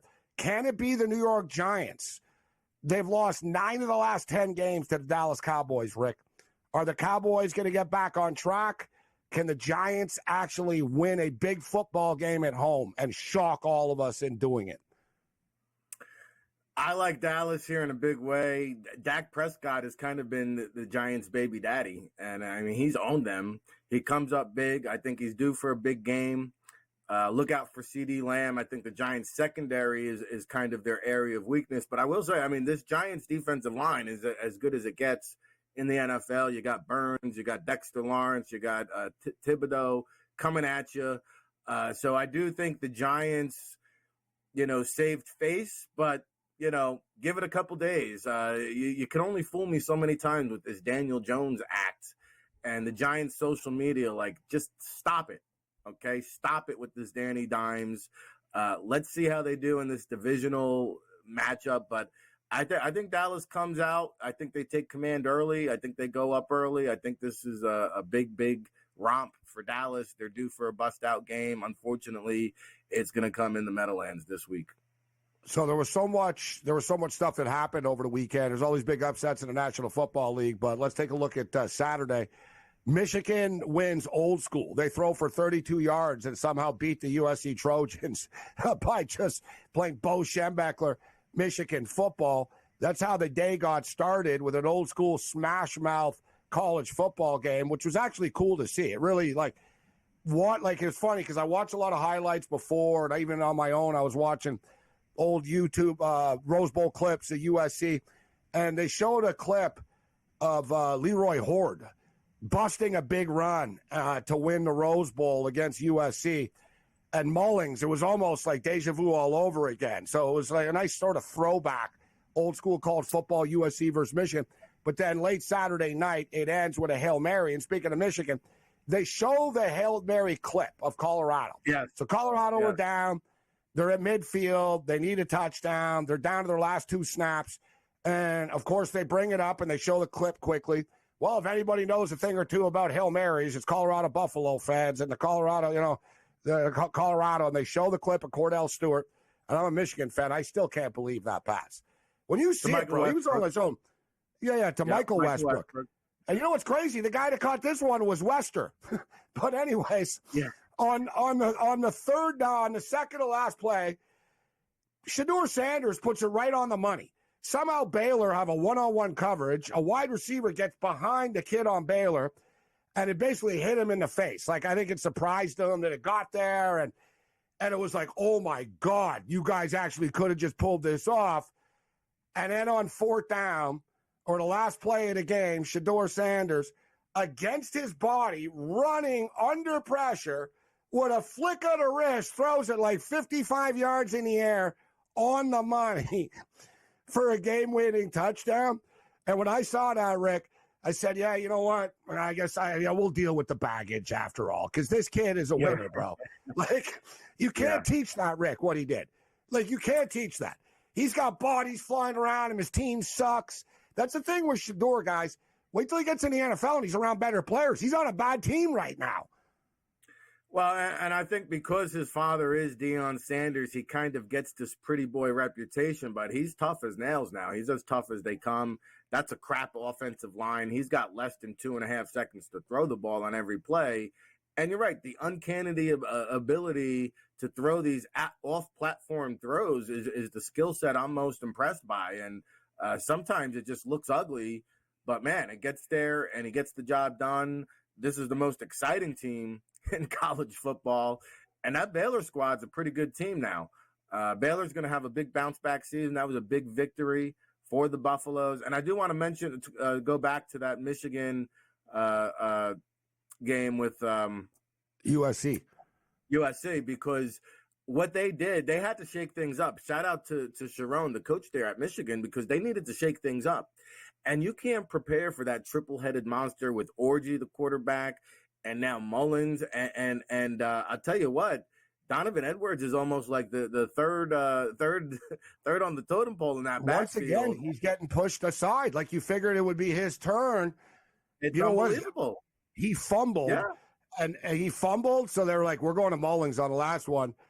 But they also started Mullins to start the game. Like there's something to this here.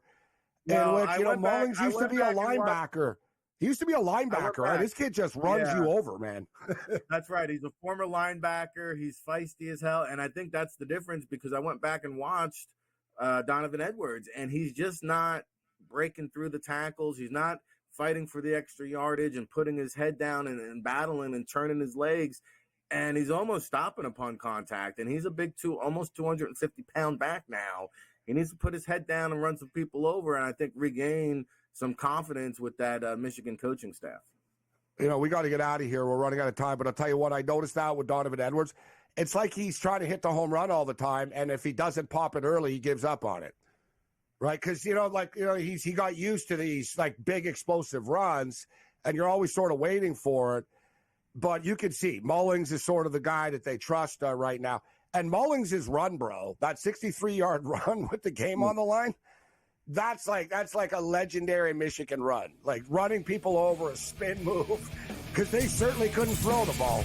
So, and that's something they're going to have to worry about moving forward. But they beat USC. Rick Saratella in the house with us. Time always flies. Thanks, Rick. Bring it.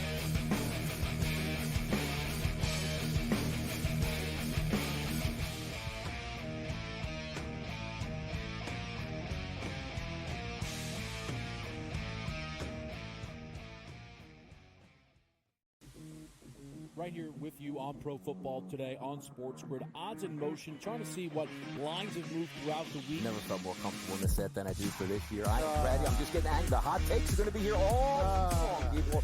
What in the world is going on in Miami, Dom? It's not particularly anything to shy away from just because many people are on top of it. Hot take.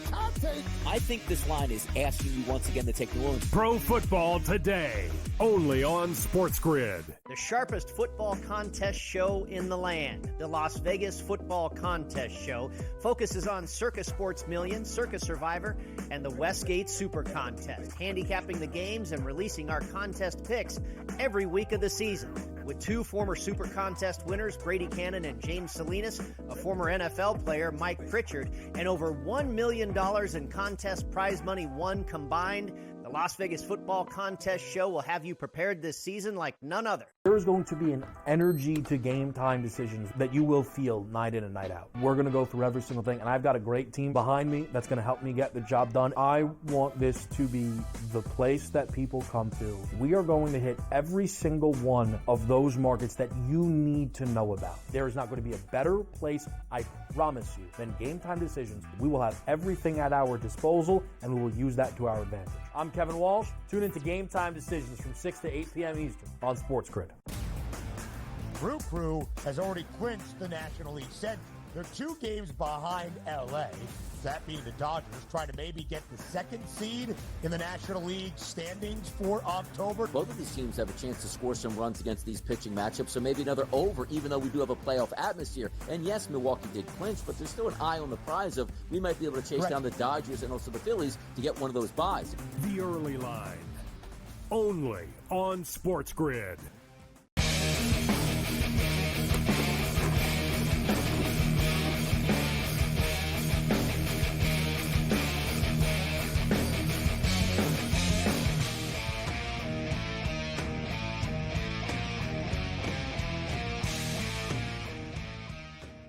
Thanks to Rick Saratella for joining us. Always good football talk with Rick.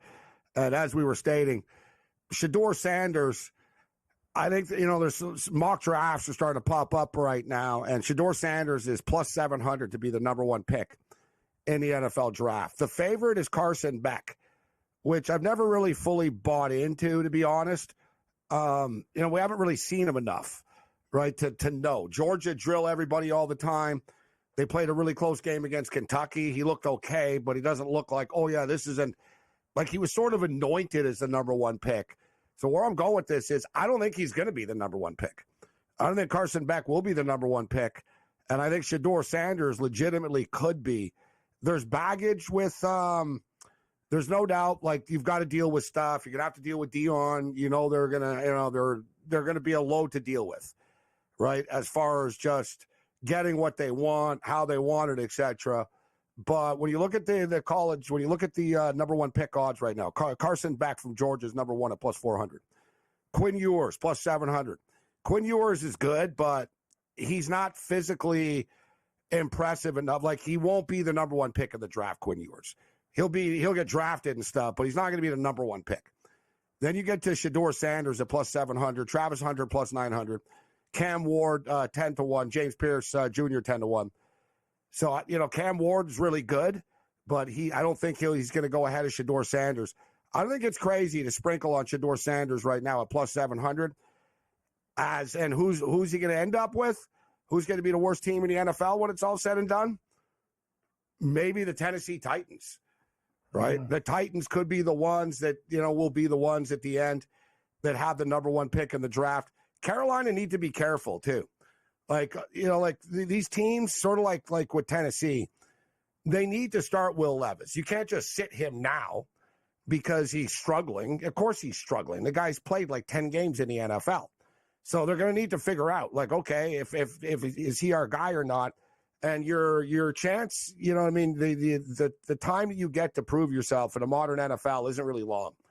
Like, we see big-time quarterbacks get thrown under the bus after like 2 years now. Like, Bryce Young is going to get thrown under the bus by Carolina. Carolina is going to draft a quarterback.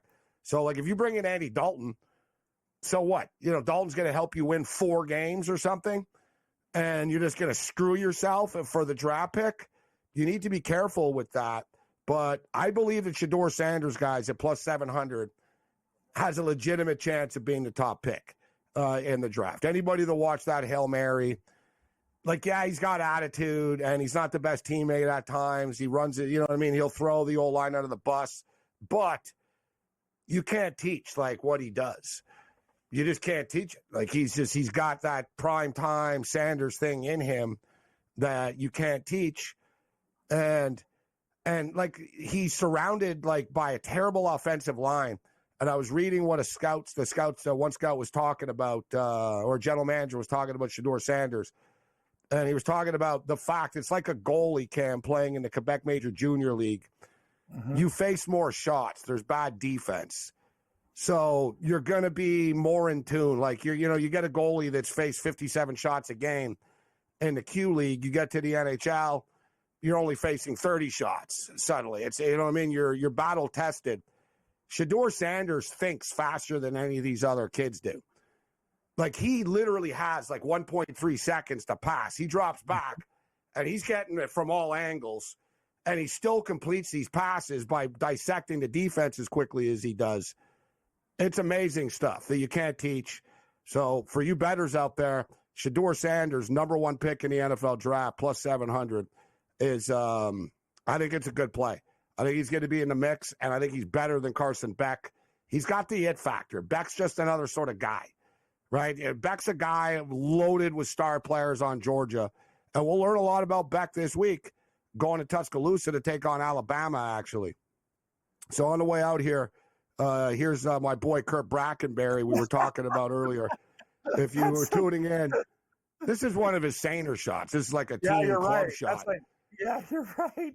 This is like a preseason shot before his face is all messed up during the year. But, yeah, I guess we can find, we'll show some crazier ones in the future. But if you want the audio, just punch it in, Brawl at the Mall.